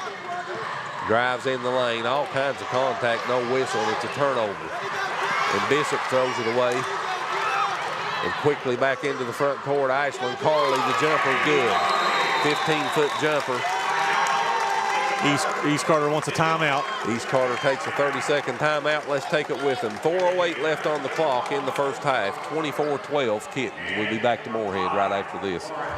For nearly 50 years, Bank of the Mountains has served Morgan and the surrounding counties, working hard to provide our customers with friendly service and the financial products that make their lives easier.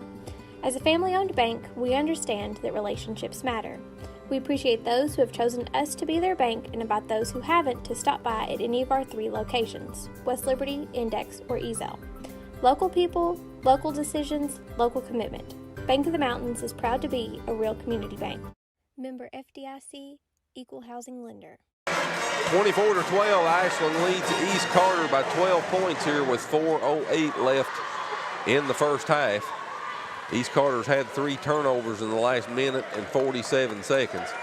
Ashland led 18-10 at the end of one. They've outscored East Carter 6-2 here so far in the second quarter.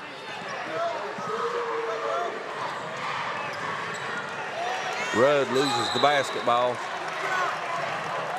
and it goes out of bounds, but it's actually off of Ashland as Gully checks back into the lineup for Smith. Some good minutes for Zoe Smith to give Gully a rest for the Kittens. Again, the defensive pressure there by Ashland. They didn't get the turnover, but they got the ball, the deflection. Ball went out of bounds. Walker brings it into the front court for East Carter, gives it to Boggs, Bristol Boggs, and she loses it. Gully strips it from her, and Carly picks it up. Gabby crosses the timeline into the front court, top of the key on the wing. Short gets it back out on top to Carly, comes near side to Delaney. Shot top of the key, Carly, no good. Short gets the offensive rebound, and a whistle stops the play. They call a foul on East Carter. And 5'7" freshman Laura Short, number 5. It's a 7th grader, Stephen, that checks in for Ashland. And they don't miss a beat. No, they do not. And that foul was on Hall. That's going to be her 3rd. And that'll get Abby Boggs back into the lineup for Hall as Delaney will toss it in underneath Ashland's bucket. Gets it in the corner to Troxler. She's not interested in the 3. Gets it to Carly down on the baseline to Delaney. Delaney back to Carly on the block, and her shot's blocked by Abby Boggs, and they'll call her for the foul. So Carly will shoot free throws for Ashland. The 5'8" senior, 72.5% on the season for the Kittens. Her first trip to the free throw line here this evening. Ashland 3 of 5 from the charity stripe here in the first half. Make it 4 of 6. Carly's got 5 and the lead's 13, 25-12.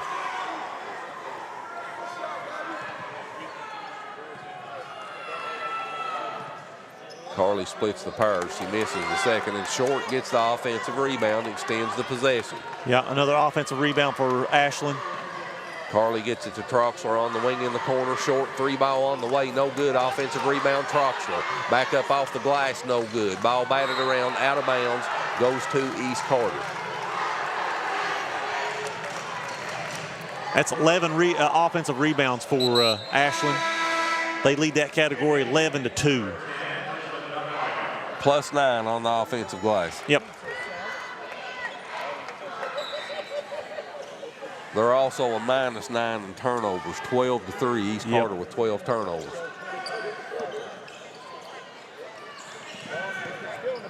Bristol Boggs with the basketball, gets it to Bishop, back to Boggs, and that's 10 seconds. Yeah. And they wasn't even close to one. Nope. 2:52 left on the clock in the first half. Brings us to the media timeout in the second quarter, the SpreeTV media timeout.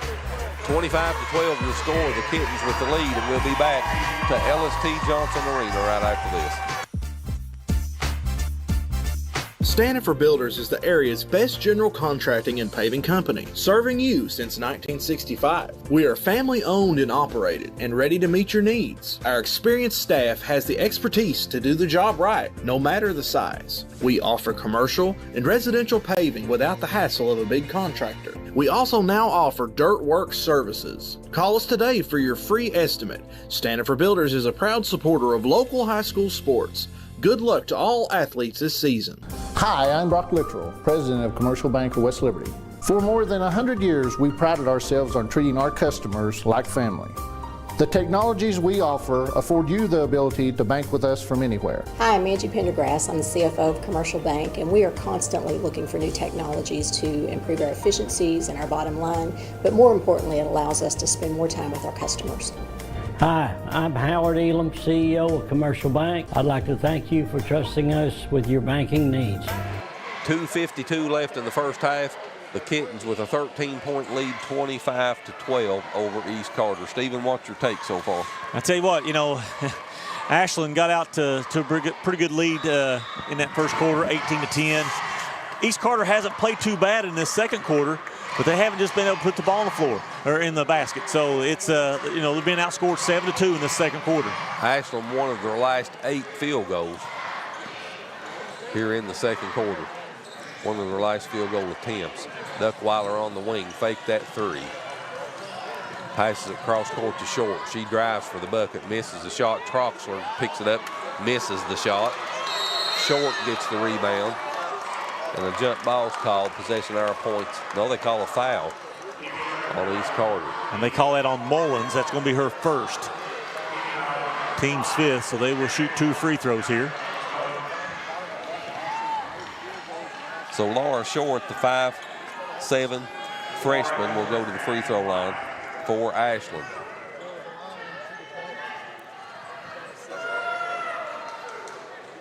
She misses the first one.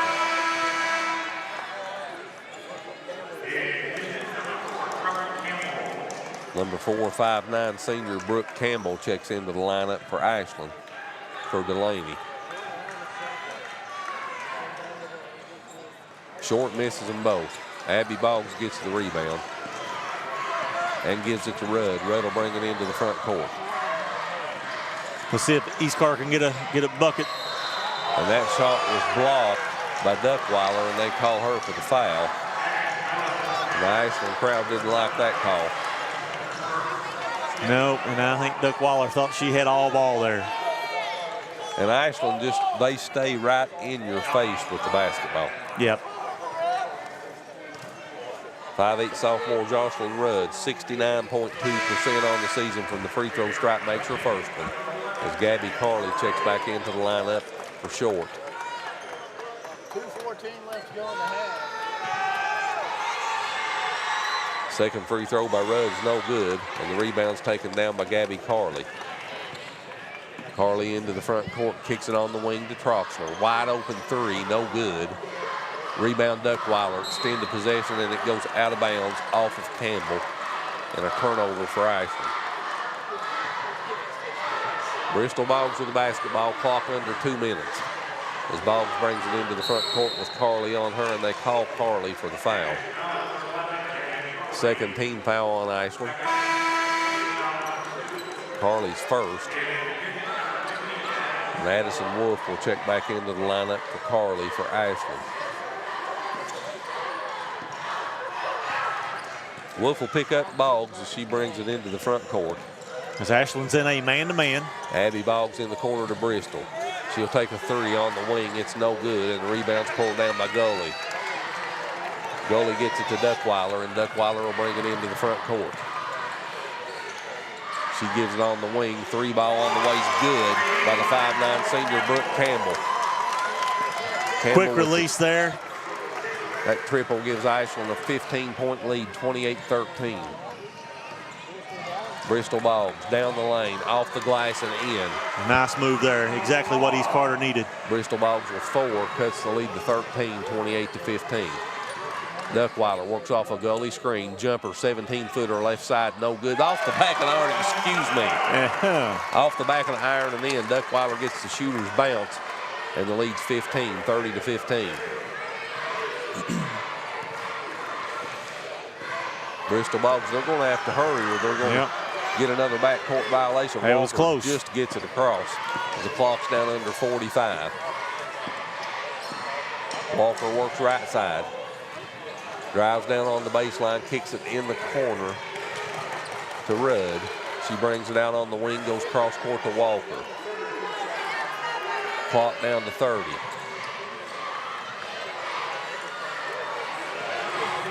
Walker taking her time here. Resets the offense. Goes all the way back to the logo. The clock winds down under 20. I'd say they're going to hold and take the last shot. Clock down to 10. Here we go. Troxler picks up Walker. She's in trouble. Got to do something with it. Clock down to 1. They don't even get off a shot. And that smothering defense for Ashland, I tell you what, ends the first half just exactly how they began. Yep. Your There's not a whole score lot here you at the do break, there. Ashland 30, East Carter 15. We'll go back to the studio, get in a couple of commercials. We'll come back to look at some of the statistics and talk about the first half. Ashland leads by 15. You're watching the girls' 16th Region High School basketball tournament from LST Johnson Arena on the campus of Morehead State. We'll be back in just a few moments. This presentation of SpreeTV Hoops is sponsored by Appalachian Wireless, Bank of the Mountains, Commercial Bank of West Liberty, Juniper Health, Lewis Law Office, Mountain Telephone, and Standifer Builders. You're watching SpreeTV, celebrating nearly 10 years of 16th Region coverage. For nearly 50 years, Bank of the Mountains has served Morgan and the surrounding counties, working hard to provide our customers with friendly service and the financial products that make their lives easier. As a family-owned bank, we understand that relationships matter. We appreciate those who have chosen us to be their bank and invite those who haven't to stop by at any of our 3 locations, West Liberty, Index, or Ezel. Local people, local decisions, local commitment. Bank of the Mountains is proud to be a real community bank. Member FDIC, Equal Housing Lender. It's Tech Madness at Appalachian Wireless, and these deals, they're next level. We're taking $700 off select devices, or bundle your tech to get savings up to $1,100 off in tech savings. Those are some prime time savings. From phones to accessories, everything you need to stay connected is right here and ready to help you score big during our Tech Madness. But don't wait. These deals won't last forever. Head to your nearest Appalachian Wireless retail location or visit us online at appalachianwireless.com to find out more. Because when it comes to wireless, we're always here to help you save big. Because we are you, we are Appalachian Wireless. Hi, I'm Brock Littrell, President of Commercial Bank of West Liberty. For more than 100 years, we prided ourselves on treating our customers like family. The technologies we offer afford you the ability to bank with us from anywhere. Hi, I'm Angie Pendergrass. I'm the CFO of Commercial Bank, and we are constantly looking for new technologies to improve our efficiencies and our bottom line, but more importantly, it allows us to spend more time with our customers. Hi, I'm Howard Elam, CEO of Commercial Bank. I'd like to thank you for trusting us with your banking needs. At Juniper Health, great care begins with people you know, familiar faces, rooted in the mountains of eastern Kentucky. We are nationally recognized. We provide award-winning care right here in your backyard. We're on your roads, in your schools, at your front door. This is our home too. Juniper Health, world-class care, hometown heart. When you agree, it can be drama-free. Uncontested divorces starting at $500. Simple, straightforward, professional, statewide. Call John D. Lewis Jr., Main Street, Sandy Hook. This is an advertisement.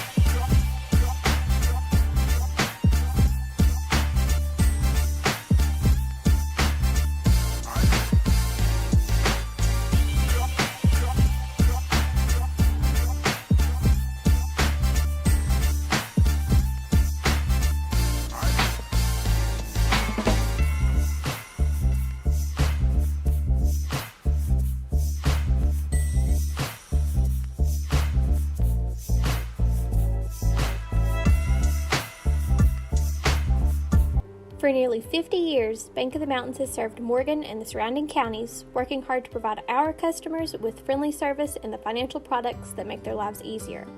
As a family-owned bank, we understand that relationships matter. We appreciate those who have chosen us to be their bank and invite those who haven't to stop by at any of our 3 locations, West Liberty, Index, or Ezel.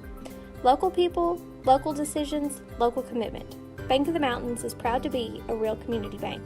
Member FDIC, Equal Housing Lender. It's Tech Madness at Appalachian Wireless, and these deals, they're next level. We're taking $700 off select devices, or bundle your tech to get savings up to $1,100 off in tech savings. Those are some prime time savings. From phones to accessories, everything you need to stay connected is right here and ready to help you score big during our Tech Madness. But don't wait. These deals won't last forever. Head to your nearest Appalachian Wireless retail location or visit us online at appalachianwireless.com to find out more. Because when it comes to wireless, we're always here to help you save big. Because we are you, we are Appalachian Wireless. Hi, I'm Brock Littrell, President of Commercial Bank of West Liberty. For more than 100 years, we prided ourselves on treating our customers like family. The technologies we offer afford you the ability to bank with us from anywhere. Hi, I'm Angie Pendergrass. I'm the CFO of Commercial Bank, and we are constantly looking for new technologies to improve our efficiencies and our bottom line, but more importantly, it allows us to spend more time with our customers.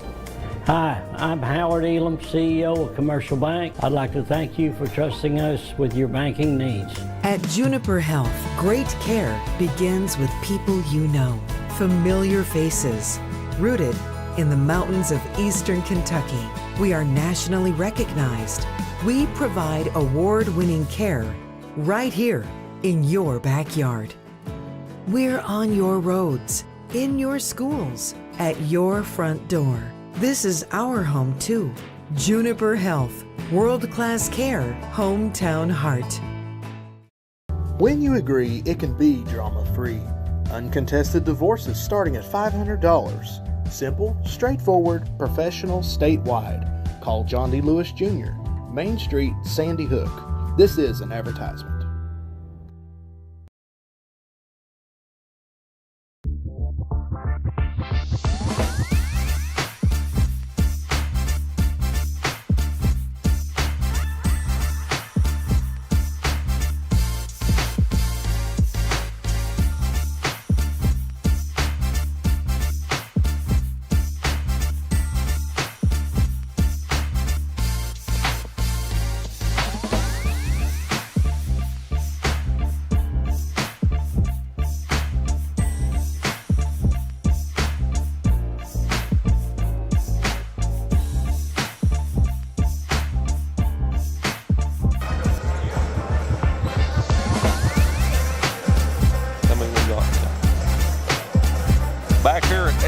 Johnson Arena, under 3 minutes left, halftime 30-15. Ashland has doubled up East Carter in the first half. And Stephen, it was basically all kittens in the first half. Yeah, I mean, they just, they never let up. Every play, every possession, they were all after it. And I mean, they just, they wouldn't let up. They got out at the end of the first quarter. They was up 18-10. They outscored East Carter by 8. And they outscored East Carter by 7 in that second quarter to be up by 15 here at halftime.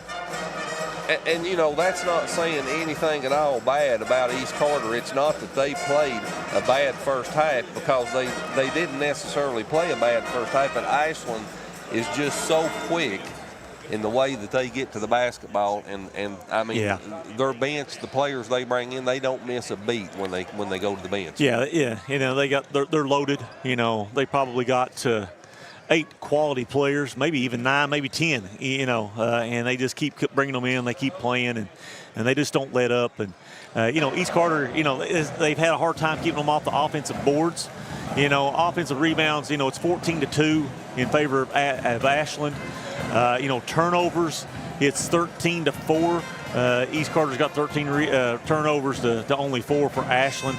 So that's if you lose those offensive rebounds, those defensive rebounds, to give up offensive rebounds, you turn the ball over. That's a recipe for being down 15 at halftime. Ashland shot 30.8% from the floor on 12 of 39. East Carter actually shot 31.6%, a better percentage, but only 6 of 19. Ashland put up 20 more field goal attempts in the first half than East Carter did. Ashland out-rebounded East Carter 26-17, and East Carter committed 13 turnovers to only 4 for Ashland. Biggest lead in the first half for Ashland was 15. Their best scoring run was 7 points, and that came at the 6:10 mark of the second quarter. East Carter has not had the lead in this game. Ashland outscored East Carter by 8 in the paint, plus 8 at 18-10, plus 7 on second change points, 7-0, plus 7 on fast break points, 9-2 also in favor of Ashland, plus 5 in bench points in favor of the Kittens, 8-3. Ashland outscored East Carter 18-10 in the first quarter and 12-5 in the second quarter for this 13-5 lead. Josie Rudd led East Carter in scoring in the first half with 5 points, 4 points for Bristol Boggs, 3 points each for Brindley Walker and Abby Boggs. Abby Boggs had 3 rebounds to go with her 3 points. Ashland, listen at this balanced scoring. 7 for Ariana Gully with 6 rebounds, 6 for Brooklyn Duckweiler with 4 rebounds, 4 assists, 3 steals, and 2 block shots. 5 for Gabby Carley with 2 steals, 3 for Zoe Smith with 2 steals, 2 for Addison Wolf with 2 steals, rounds out, and 4 for Troxler with 6 rebounds, rounds out to 30 points in scoring for Ashland. So there you go, 8 girls got in the books. Yep. Highest one had 7 points. That's pretty balanced. That's what you call scattering it out. That's exactly right. Second half starts, East Carter with the basketball, and the second half's underway. We'll see if they can cut into this 15-point lead. Bishop misses that shot in the lane, gets her own rebound, puts it back up and in. So Tori Bishop with the offensive rebound and put back her first 2 points, and East Carter scores first in the second half. Gully in the lane, kicks it on the wing to Troxler. Troxler drives down on the baseline, Walker on her, gives it to Carley, dumps it to Gully, and it's taken away by Boggs. Hall picks it up, gives it to Walker. Walker brings it into the front court, drives on Delaney, down on the baseline. Now she turns and gives it to Rudd. Rudd comes out to the top of the key, works off a Hall pick. Hall with the basketball, drives around Duckweiler, puts a floater up in the lane, no good, gets her own rebound, misses the second attempt, and it goes out of bounds and will stay on the East Carter end of the floor. So East Carter getting a couple of offensive rebounds here to start this second half. So maybe they can, cut into this lead. Boggs with the basketball, gives it on the wing. Bishop had it back to Boggs. It's hard to see here at times the way these officials stand. Yeah, they're in the way a lot of times. Bishop loses it. Duckweiler picks it up. Down the floor, Brooklyn off the glass and in. Brooklyn Duckweiler with the steal, takes it all the way down, lays it in, and Ashland back up by 15, 32-17. And that's one thing East Carter cannot do is turn that ball over. They got to value the basketball here. Top of the key, 3 on the way by Rudd. Good. Josie Rudd with the triple. And the lead's cut to 12, 32-20. If she could get hot behind that arc, that can make a difference. 8 points for Rudd. Troxler with the basketball. Gives it to Carley. Carley with Rudd on her. Troxler, Duckweiler, Carley, Delaney, and Gully on the floor for Ashland. Boggs, Hall, Rudd, Bishop, and Walker on the floor for East Carter to start the second half. Walker got the rebound. She brings it into the front court. Delaney on her. She drives around her. Scoop shot off the glass, no good. But Brindley Walker will go to the free throw line to shoot 2. And Delaney picks up the foul for Ashland. And East Carter probably wants this game to be a little bit slower, the pace to slow it down. And I think that would favor them, but they've got to score. They got to get stops. Walker was 1 of 2 in the first half from the free throw line. She makes her first one here. She's 2 of 3 now for the game. 80.5% on the season. Walker makes them both. She's got 5, and the lead's cut to 10, 32-22. Carley brings it into the front court. Rudd picks her up as she crosses the timeline. Duckweiler at the left elbow, spins left in the lane. Her shot partially blocked, and it goes out of bounds over to East Carter. So Avery Hall with the good defensive play for the Lady Raiders. And Bristol Boggs will throw it in, and now here comes full court pressure, but not before Stacey Davis calls timeout. We'll take it with her. 30-second timeout, 5:42 left in the third quarter. 32-22 Ashland. We'll be back to MSU right after this.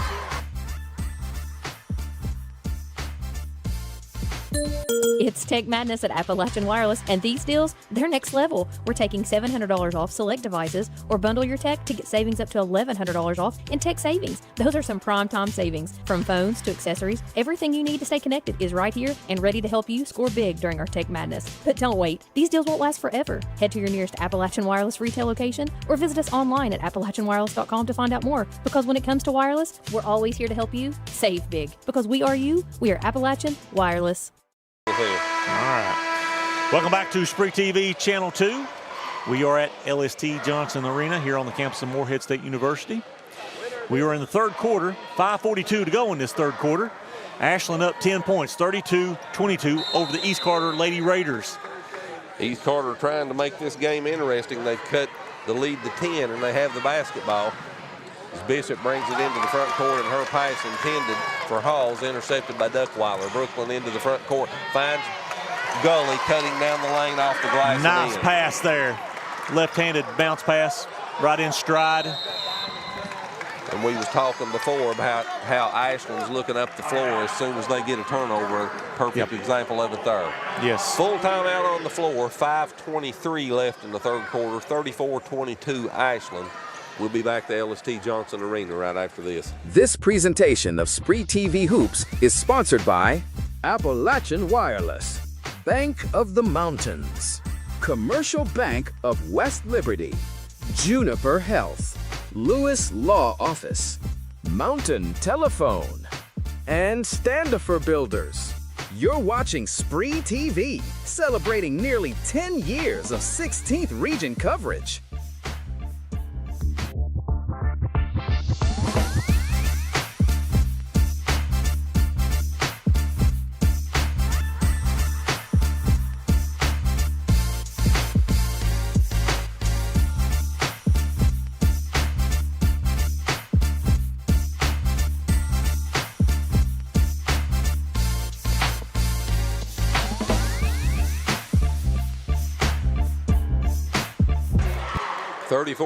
Ashland with a 12-point lead. They led by 15 at halftime, and East Carter has outscored Ashland 7-4 in the first 2 minutes and 37 seconds of the third quarter.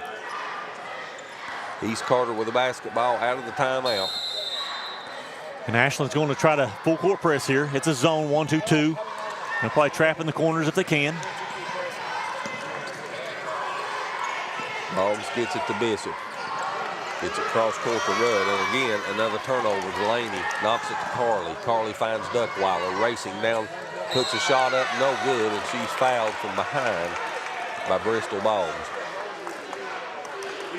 Again, a little bit of a late whistle there, but it was the right call. That's a second foul on Bristol Boggs, and Brooklyn Duckweiler goes to the free throw line. 1 of 2 for Ashland so far, make it 1 of 3. Duckweiler 68.3% during the regular season for the Kittens. She splits the parent. Duckweiler's got 9 in the game now, and the lead's 14. And here's that full court pressure again. Rudd throws it away. Duckweiler's fouled again by Bristol Boggs. And she'll go back to the free throw line to shoot 2. And Boggs did not think she fouled there. And every time that head coach Stacey Davis has picked up pressure and pressed, they have turned East Carter over. They have, yeah. It's like they find another level, and they just keep going at it. Duckweiler misses the first one. Possession before, they picked up about three-quarter court. There, they picked up full court. And she makes the second, so she's been to the free throw line 3 times, shot 6 free throws, and split each trip. She's 3 of 6. Bishop gets it into the front court to Hall. Hall's double team, gets it back to Bishop. Gully on her, she's double teamed down the corner. Gully took it away from her. They call a jump ball, and the possession arrow points to Ashland.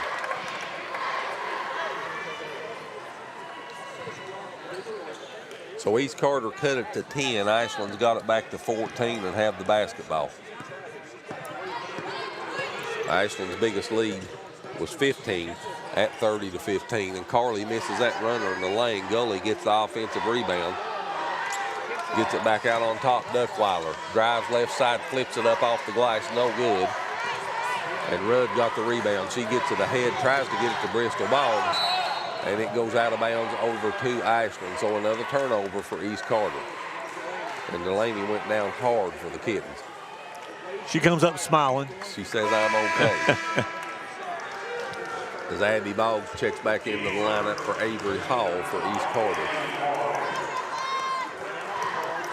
4:25 left here in the third quarter. Ashland leads by 14.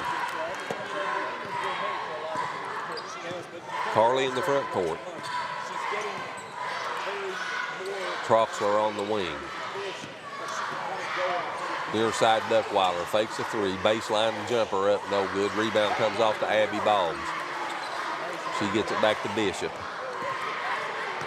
And Torrey will bring it across the timeline. Troxler will pick her up. She drives, puts a shot up off the glass, no good. Gully with a rebound to Carly. Carly quickly into the front court.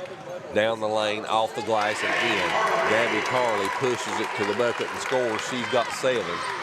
And the lead 16, biggest lead of the game for Ashland. Again, this pressure is just almost too much for East Carter. Walker gets it to Abby Boggs on the wing. She kicks it in the corner now, back on the wing, in the corner again. 3-ball on the way, Bishop, no good. Rebound, Walker had it. And Duckweiler comes away with it. Brooklyn quickly into the front court. Down the lane, runner, no good off the front of the iron. Rebound comes down to East Carter. Bristol Boggs into the front court. She loses it, and Delaney picks it up. Another East Carter turnover. That's the 18th turnover on East Carter tonight. Carly at the logo. And East Carter in a man-to-man now. Works off a Gully screen, takes a three. Shot no good. Offensive rebound. Delaney back up, no good. And Brindley Walker gets the rebound for East. Clock down under 2:40 as Walker comes into the front court. Drives down the left side of the lane, or shot up over Delaney, no good, but they'll call Jenna Delaney for the foul.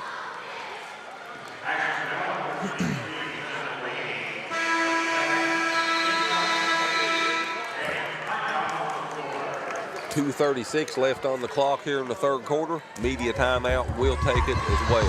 38-22, Ashland with a 16-point lead. And we'll be back to MSU right after this. It's Tech Madness at Appalachian Wireless, and these deals, they're next level. We're taking $700 off select devices, or bundle your tech to get savings up to $1,100 off in tech savings. Those are some prime time savings. From phones to accessories, everything you need to stay connected is right here and ready to help you score big during our Tech Madness. But don't wait. These deals won't last forever. Head to your nearest Appalachian Wireless retail location or visit us online at AppalachianWireless.com to find out more. Because when it comes to wireless, we're always here to help you save big. Because we are you, we are Appalachian Wireless. When you agree, it can be drama-free. Uncontested divorces starting at $500. Simple, straightforward, professional, statewide. Call John D. Lewis Jr., Main Street, Sandy Hook. This is an advertisement.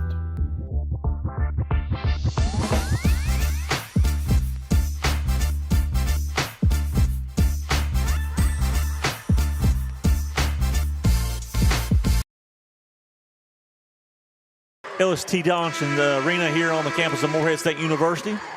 We are watching the girls 16th region tournament.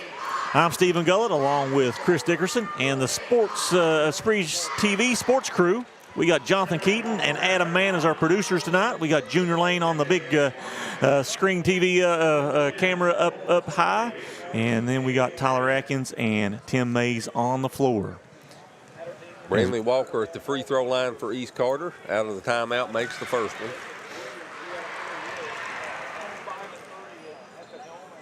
(38-23), the lead's 15.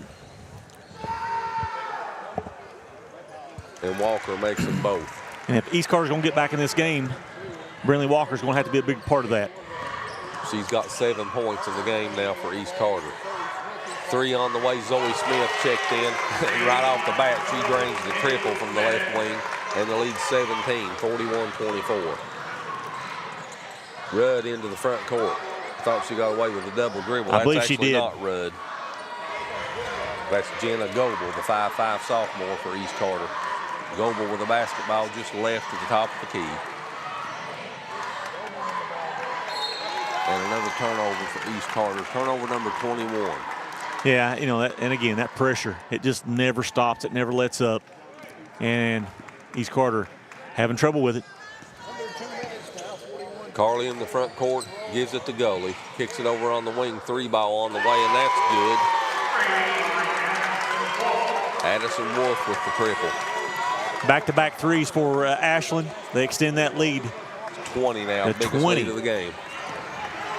Walker in the front court. Zoe Smith trying to take it away from her, and I thought she did, but they call her for the foul.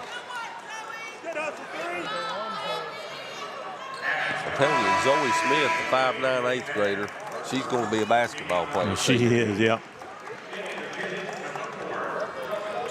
Again, the effort from Ashland on the defensive end, they just don't let up. They just don't quit. They just keep going and going and going. You can't get away from them. Carly Rutledge will toss it in for East Carter. She gets it into Walker. Clock under 1:30 now left here in the third quarter. Walker works off of a Mullen screen. Gets it back to Rutledge. Rutledge tried to find Abby Boggs and throws it into the backcourt, and that'll be another turnover for East Carter. That's 22 turnovers in the game for the Lady Raiders. As Abby Boggs checks back into the lineup along with Bishop, Avery Hall, and Rudd.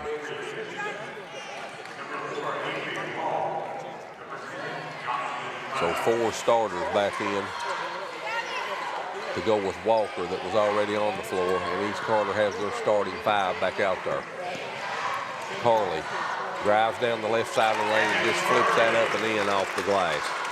Gabby Carly's got 9 and leads 22, 46-24. Boggs gets it into the front court with Carly on her.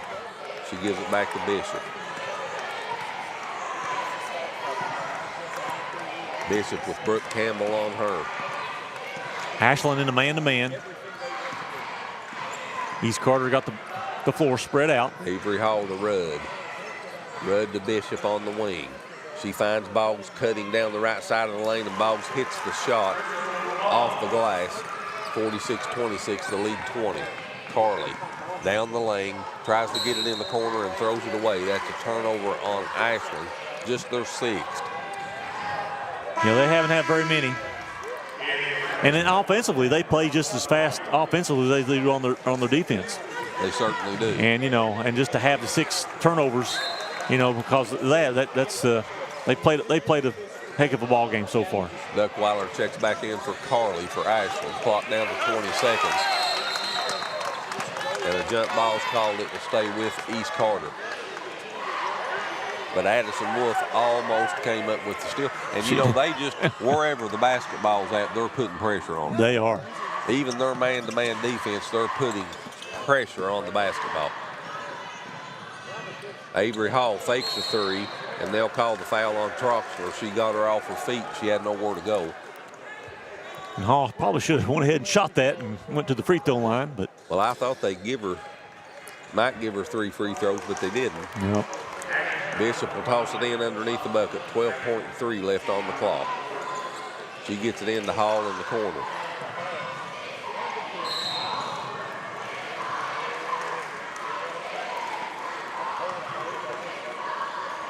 And now we'll shoot 2 free throws, as that's the 5th team foul on Ashland. And Tori Bishop will go to the free throw line for East Carter. Bishop's not been to the free throw line tonight. 73.7% on the season for Bishop. She missed that first one.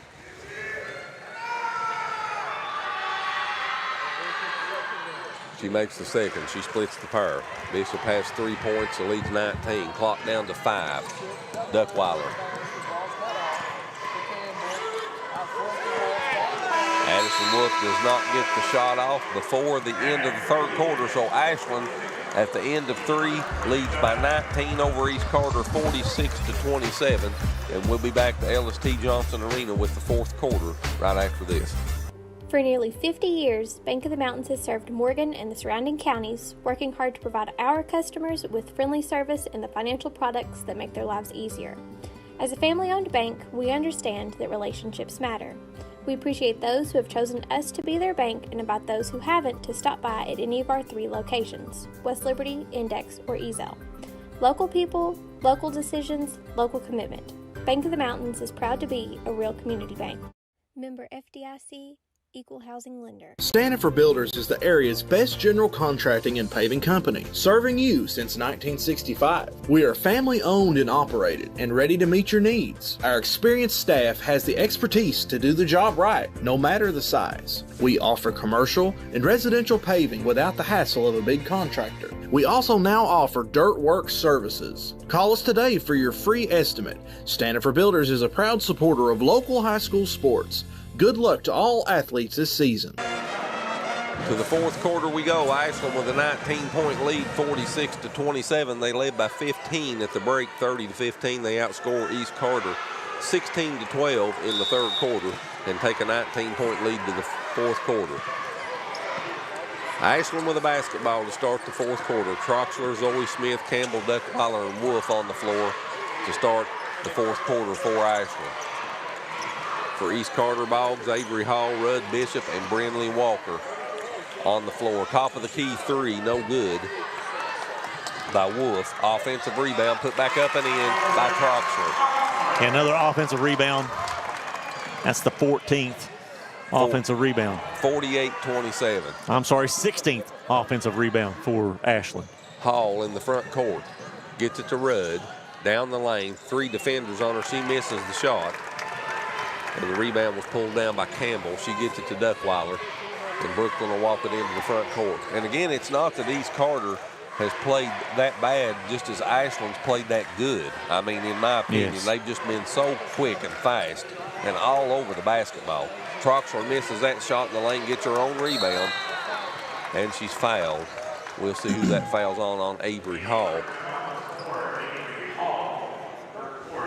That's the 4th foul on Hall. First team foul of the 4th quarter on East Carter. Duckweiler will toss it in on the baseline. She gets it into Troxler. Zoe Smith on the wing. Back to Duckweiler in the corner. Duckweiler with Rudd on her. She brings her out to the logo. Works off a Troxler screen. Now goes left down the lane. Kicks it in the corner to Smith. Addison Wolf had the basketball. Gives it to Brooke Campbell. Wolf with the basketball. Back to Campbell, and it's deflected and stolen by Walker. Here comes Bristol Boggs into the front court for East Carter. Avery Hall on the wing. Tried to give and go to Boggs, and it's taken away by Ashland's Brooke Campbell. Into the front court, off the glass and in, but they call a travel on Zoe Smith before the shot. As Gully and Carley checks back into the lineup for Ashland. I believe that was a walk, but I don't know if that's any different than a Euro step. In my opinion, the Euro step is an American walk. Yeah, I think so too. I really do. Think it was. Yeah. So that was a little bit awkward, but I don't know if it was really any different than the Euro step. And I had a house full of boys that stayed with me that played basketball for Elliott County for a long time, and their comment always was on that, "Oh man, that's not a walk." That's right. You know, I'm showing my age here. You know, it was back when I was a kid. That's right. Walker in the front court. That ball's out of bounds and will stay with East Carter. And you know, Ashland's up by 21, but you can't tell it by their effort that they're at. No, they haven't let up. They haven't stopped. The intensity has not stopped. Has not lessened any at all. Walker will toss it in. Gets it into Rudd. Rudd gives it to Boggs. She goes back to Bishop, and they call Bishop for the double dribble. And she did. Turnover 24 on East Carter. They've got 28 field goal attempts and 24 turnovers. Yep. Nah, and in my opinion, the 24 turnovers is not because of their bad ball handling so much as it is because of Ashland's excellent pressure defense. Yes, I agree with that. Zoe Smith on the wing. Walker picks her up. Gully, top of the key. Thought about the jumper, didn't take it. Gets it back to Carly. And Carly stripped to the basketball. It's loose on the ground. Scramble and Boggs comes away with it. Abby Boggs for East Carter. She gets it to Walker. Walker has Carly all over her. She crosses the timeline, dribbles around her, kicks it on the wing to Hall. 3-ball on the way, no good. That was an air ball. And the rebound's taken down by Brooke Campbell. And Campbell's fouled by Abby Boggs. In the first game, we was talking to Drew Swartz, coach of Menifee County, and he was talking about those lines. He noticed last night watching that the girls were towing the black line, which is that's the college. That's a college one. And I think right there, Hall was right behind that black line instead of the white one. Yeah. Zoe Smith with the basketball for the Kittens. Walker on her. She drives around her, puts a shot up underneath, no good.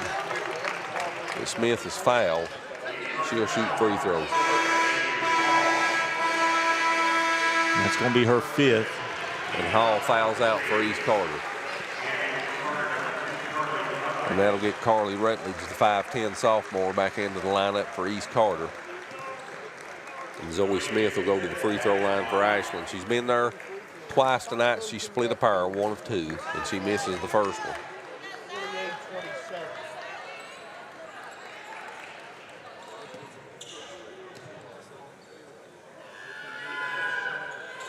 Second free throw's good, so she splits a pair again. She's 2 of 4 from the line, and Ashland leads by 22. And it's just not one player, it's 2 players. So if you stop, there's somebody coming from behind to back tap that ball. They just never let up. Ashland always has help on defense, don't they? They do. That's a good point you made. They always seem to have help. And after they help. And look at that. Yeah. Zoe Smith just takes it away from Walker, and now Walker commits the foul. That's her 3rd. And not only do they help, they recover back so quick. So that's 14 fouls on East Carter. Ashland yet to commit a foul here in the 4th quarter. And Carly will bring it into the front court with Rudd on her. She finds Smith on the baseline. She misses the shot. And Rutledge got the rebound, gives it to Bishop. Bishop into the front court. Smith will pick her up as she kicks it back to Walker. Gully on her. She drives around her down the lane off the glass and in. Brindley Walker with a good drive and move and score. Yeah, nice move there by Walker. She's going to have to do that more often. Leads 20. Carly in between the circles, backs it out with Rudd on her. Brooke Campbell comes near side to Smith, back to Carly. Gully calling for it, they get it to her in the paint. She spins left, shot blocked, foul called on Rutledge. That's her first. That's the 15th foul, so Gully will go to the free throw line to shoot free throws for Ashland. She's 3 of 6 there so far this evening.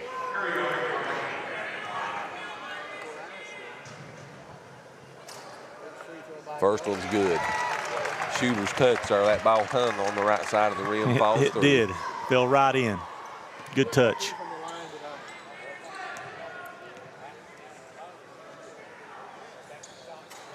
Second free throw's good. Again, Ashland still full court press here. They're not letting up. 51-29. There's another turnover. Duckweiler off the glass. Misses the runner. Offensive rebound. Carly puts it back up and in. She's in double digits with 11.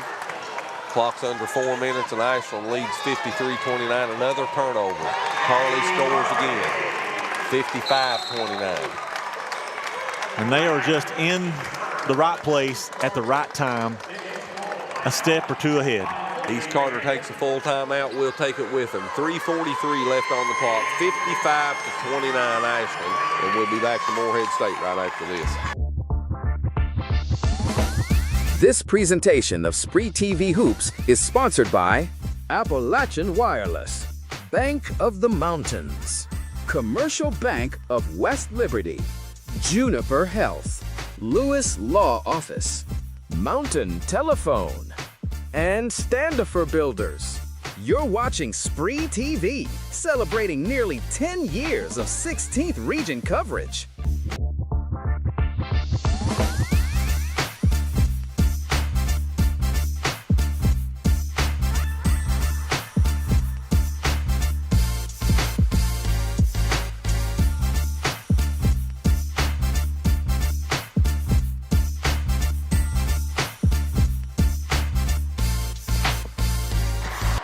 (55-29) Ashland with a 26-point lead with 3:43 left on the clock. And Stephen, this game's been all Ashland from the start. Pretty much from the tip off. It just they've controlled the game on both ends, offensively and defensively, and they've just pressure on defense, and they're not letting up. Here it is late in the fourth quarter, and they're still doing it. A jump ball down here on the far end. Possession arrow will keep it with East Carter. And Bristol Boggs will toss it in.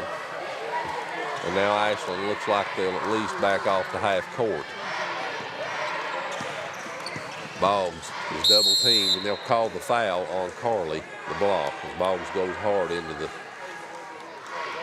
front of the table here. Good thing that it is padded. Yeah, she come in hard in the front of that table. She'll toss it in. Gets it into Walker. Walker with Troxler on her, and Duckweiler ties her up. Possession arrow points to Ashland. I think Brinley Walker thought that whistle was a little bit too quick. Addison Wolf checks back into the lineup for Ashland for Gabby Carley.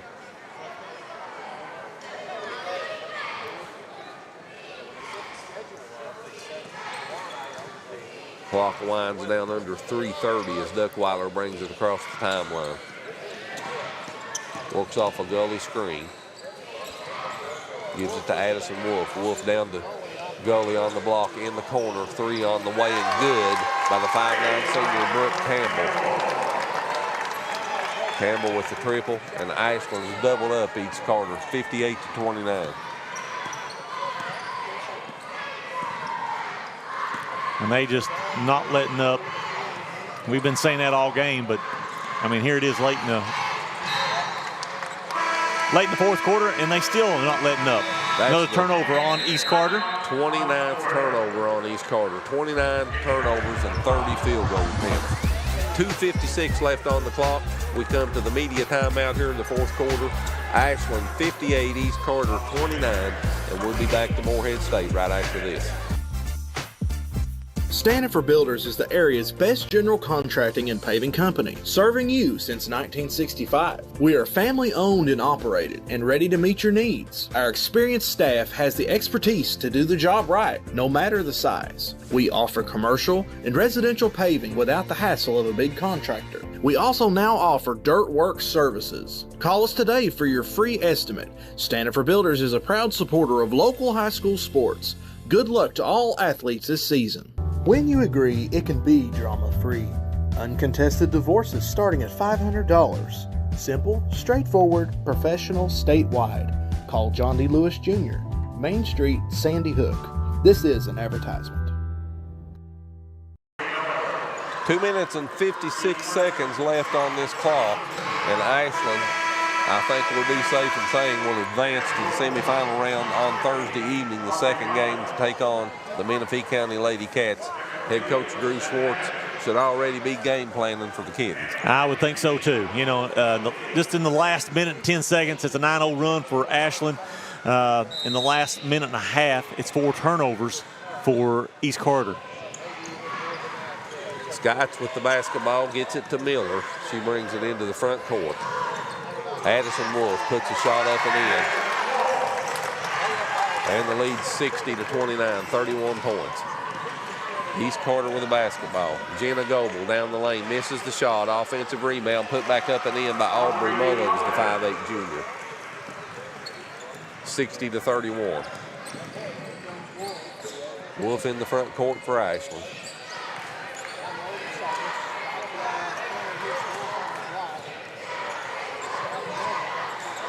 Clock down under 2:20. 3 ball on the way. That was no good by Avery Miller. But Ashland gets the offensive rebound. Wolf extends the possession. 3, top of the key, good. by the 5'1" junior Molly Skites. Skites puts Ashland up by 32, 63-31. Shot up off the glass, no good by Felty, and it gets back up and in by Aubrey Mullins. Offensive rebound and putback for Mullins. And a whistle stops the play. Ashland takes a timeout, a full timeout with 1:49 left on the clock. 63-33 Ashland. We'll be back to MSU right after this. This presentation of SpreeTV Hoops is sponsored by Appalachian Wireless, Bank of the Mountains, Commercial Bank of West Liberty, Juniper Health, Lewis Law Office, Mountain Telephone, and Standifer Builders. You're watching SpreeTV, celebrating nearly 10 years of 16th region coverage.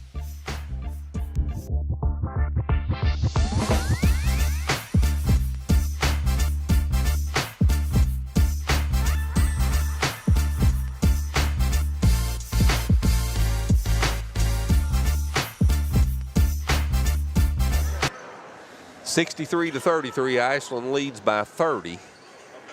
With 1:49 on the clock, their biggest lead's been 32. That was at 63-31. Gabby Carley leads Ashland in scoring with 13. Brindley Walker leads East Carter with 9. Skites with the basketball for Ashland. Oh. And that was a hard foul. Both girls coming up smiling, so they're okay. But yeah, it looked kind of rough there, didn't it? That foul hurt me sitting over here. Well, she's going to shoot free throws. So Zoe Smith, the 5'8" sophomore, number 20, and Zoe J. Smith, number 3's 5'9" 8th grader. So this is the sophomore Zoe Smith at the free throw line. First free throw up and no good.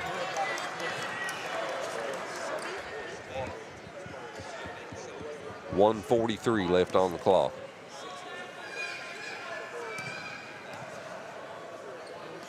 Smith makes the second. She splits the pair, and the lead's 31.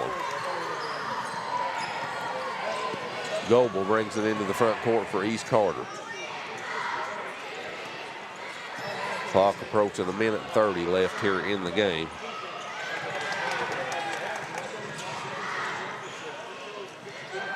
Top of the key jumper up and good by Mia Jordan. And an official's timeout as we have more substitutions coming in. Yeah, I think they're just going to get the subs in and out. And they're letting all these girls get a little bit of experience on this floor down here at Morehead State. For a lot of them, maybe they've not seen the floor a lot this year. This is a big deal for them. Yes, it is. Yep. And you want these teams to keep playing to the very end. Ashland with the basketball into the front court. Shot up off the glass, and that was no good by Laura Short. Here comes East Carter. Shot up off the glass and in.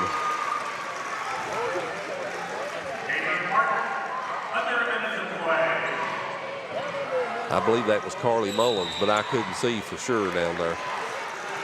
As the ball will go back to East Carter. 64-37, 52.1 seconds left on the clock. 27-point lead for Ashland. That shot was no good by Mia Jordan. It was blocked. We're going to have a foul or a jump ball. Jump ball. Possession arrow stays with East Carter. 45 seconds left on the clock.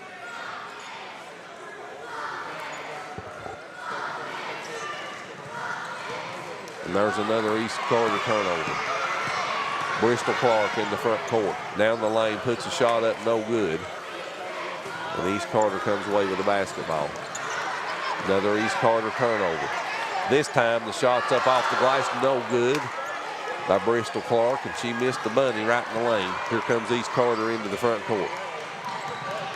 Clock down under 25.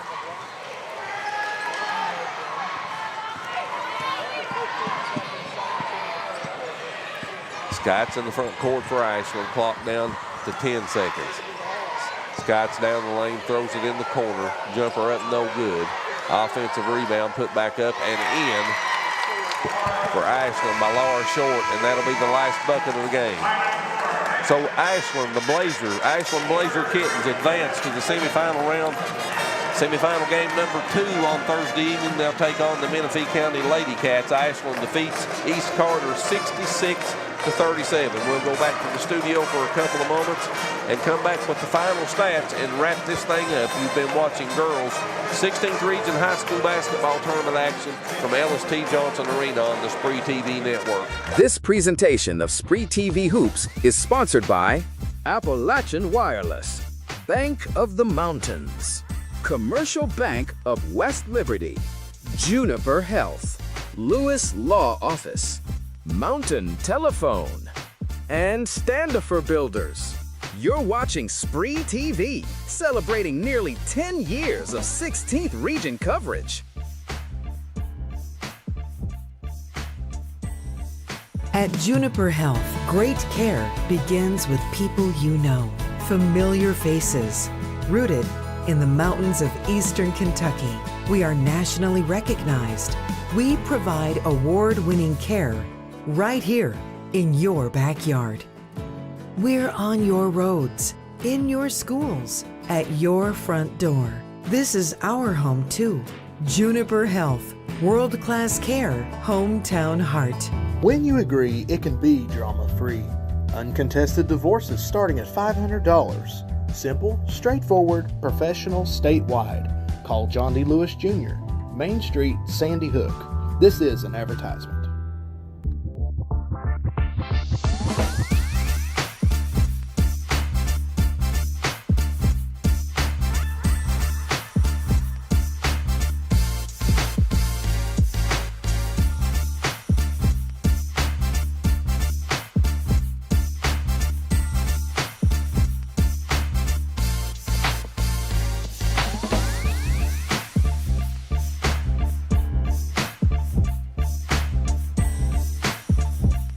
Hi, I'm Brock Littrell, President of Commercial Bank of West Liberty. For more than 100 years, we prided ourselves on treating our customers like family.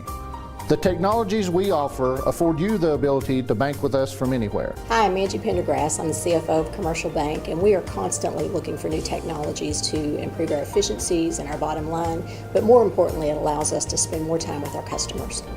Hi, I'm Howard Elam, CEO of Commercial Bank. I'd like to thank you for trusting us with your banking needs.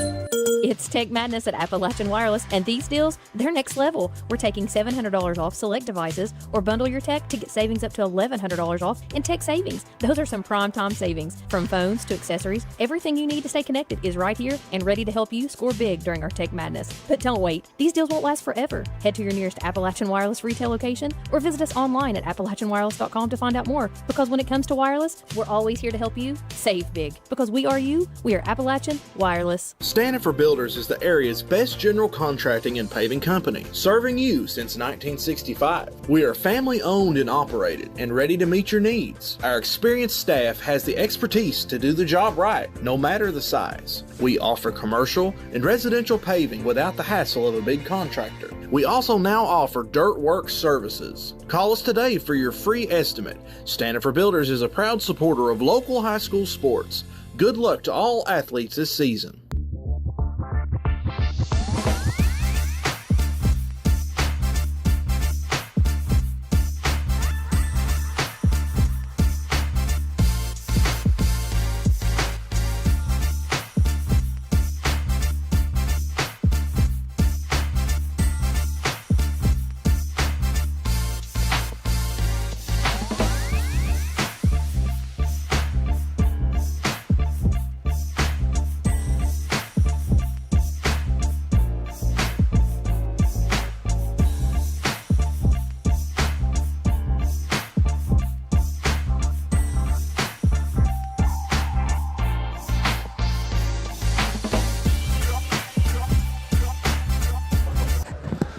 Back here at Ellis T. Johnson Arena, Ashland defeats East Carter 66-37 to move on to the semifinal round on Thursday evening. So Boyd County will play in the first game of the semifinals on Thursday evening. They'll take on Russell, the Russell Lady Devils, and the nightcap will have the Menifee County Lady Cats, who won the first game here this evening over Raceland, taking on the Ashland Kittens. Ashland wins 66-37. Stephen, what's your take on the game? I tell you what, it was all Ashland the whole game, from start to finish, from the tip-off. They dominated the game on both ends of the floor. They done pretty much what they want to do on the offensive end. They just rebounded offensive rebounds. It was lopsided there. As far as offensive rebounds, they won that battle 21-7. They got off to a good start in the first quarter. They got up 18-10 at the end of the first. They outscored East Carter 12-5 in that second quarter, and again they outscored them 16-12 in the third, and then they just doubled them up in the fourth quarter, outscoring them 20-10, and they end up winning. It was a 30-point ball game. Well, if you've not got a chance to see the Kittens play this year, one good example I can give you of the defensive pressure they put on the basketball is this. I was impressed with East Carter when I seen them play. They had a good basketball team. Don't think for a minute that East Carter didn't have a good team because they got beat by 29 points. But they had 31 turnovers tonight, East Carter did, and only 38 field goal attempts. Right, and I mean like you say, East Carter's a good team. They got ball handlers. They handled the ball. They can handle pressure. But what Ashland brought tonight was a different level of pressure, a different level of play, and it just made East Carter play so much faster than what they're used to, and it was tough. You could see how uncomfortable they was the whole game. They were. Let's take a look at some of the official statistics in this game. First, let's look at East Carter. They shot 36.8% from the floor for the game on 14 of 38, 2 of 7 from behind the three-point line for 28.6%. Shot 70% from the free throw line on 7 of 10. East Carter was led in scoring by Brindley Walker with 9 points. She had 4 rebounds and 2 assists to go with those 9 points. 8 points for Jocelyn Rudd, 6 points for Bristol Boggs.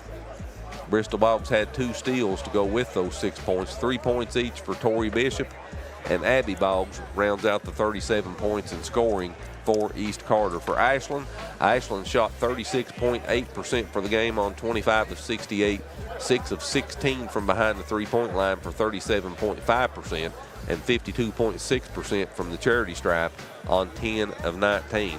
Ashland had 3 players in double digits. They were led by Gabby Carley with 13 points. Ariana Gully had 11 points. She had 8 rebounds to go with those 11 points. 10 points for Brooklyn Duckweiler. She had 5 assists, 8 steals, and 2 blocks to go with those 10 points. 7 points each for Addison Wolf and Zoe J. Smith. 6 points each for Brooke Campbell and Alexis Troxler. And 2 points for Laura Short rounds out the 66 points in scoring for Ashland. Ashland out-rebounded East Carter 39-31. The turnovers, again, East Carter had 31 turnovers. Ashland had 12. Points in the paint, 36-22 plus 14 in favor of Ashland. Second chance points plus 10 in favor of Ashland, 16-6. Fast break points plus 14 in favor of Ashland, 18-4. Bench points plus 15 in favor of Ashland, 26-11. East Carter never led in this game. Their biggest scoring run in the game was 5 points. That came at the 5:55 mark of the third quarter. Ashland's biggest lead was 32. It came at the 2:06 mark of the fourth quarter. Their best scoring run was 11, and Ashland led for 30 minutes and 38 seconds of the 32 minutes in this game. They outscored East Carter 18-10 in the first quarter, 12-5 in the second, 16-12 in the third, and 20-10 in the fourth to win 66-37. Ashland improves to 24-5 with the win. They are tied for most wins in the region with Russell.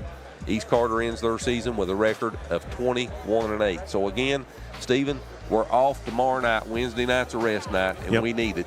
Yep. Be back here Thursday evening for the semifinals, and again, that will be Boyd County in the first game against Russell, and in the second game, Menifee County will take on Ashland. Closing thoughts from you. Well, I'm glad that we're going to get to see Menifee County, in our service area, get to see them play again. I am too. And I think, we'll cheer for them, and I think sentimentally wise, we'll be rooting for them. They're going to have their hands full with Ashland. Now, I think they should be able to handle that pressure just a little bit better than East Carter. But the thing is, they cannot get in foul trouble. They cannot get in foul trouble. And there's Burgess those cannot get in foul trouble. Jevenen cannot get in foul trouble. Neither one of those can. They got to be on the floor 32 minutes. They certainly do. We hope you've enjoyed the broadcast this evening wherever you've been watching us from, if it was on our SpreeTV app on Channel 2, if it was on Facebook, or if it was on our SpreeTV YouTube channel. We appreciate you choosing the SpreeTV network to watch this 16th Region High School basketball tournament here at Morehead State. We know you have different choices, and we appreciate you all choosing SpreeTV. I'm Chris Dickerson along with Stephen Gullett for the rest of the SpreeTV television sports crew.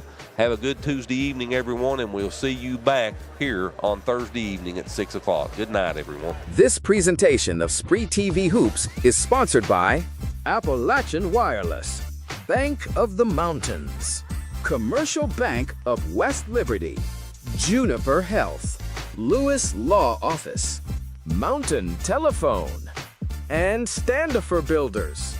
You're watching SpreeTV, celebrating nearly 10 years of 16th Region coverage.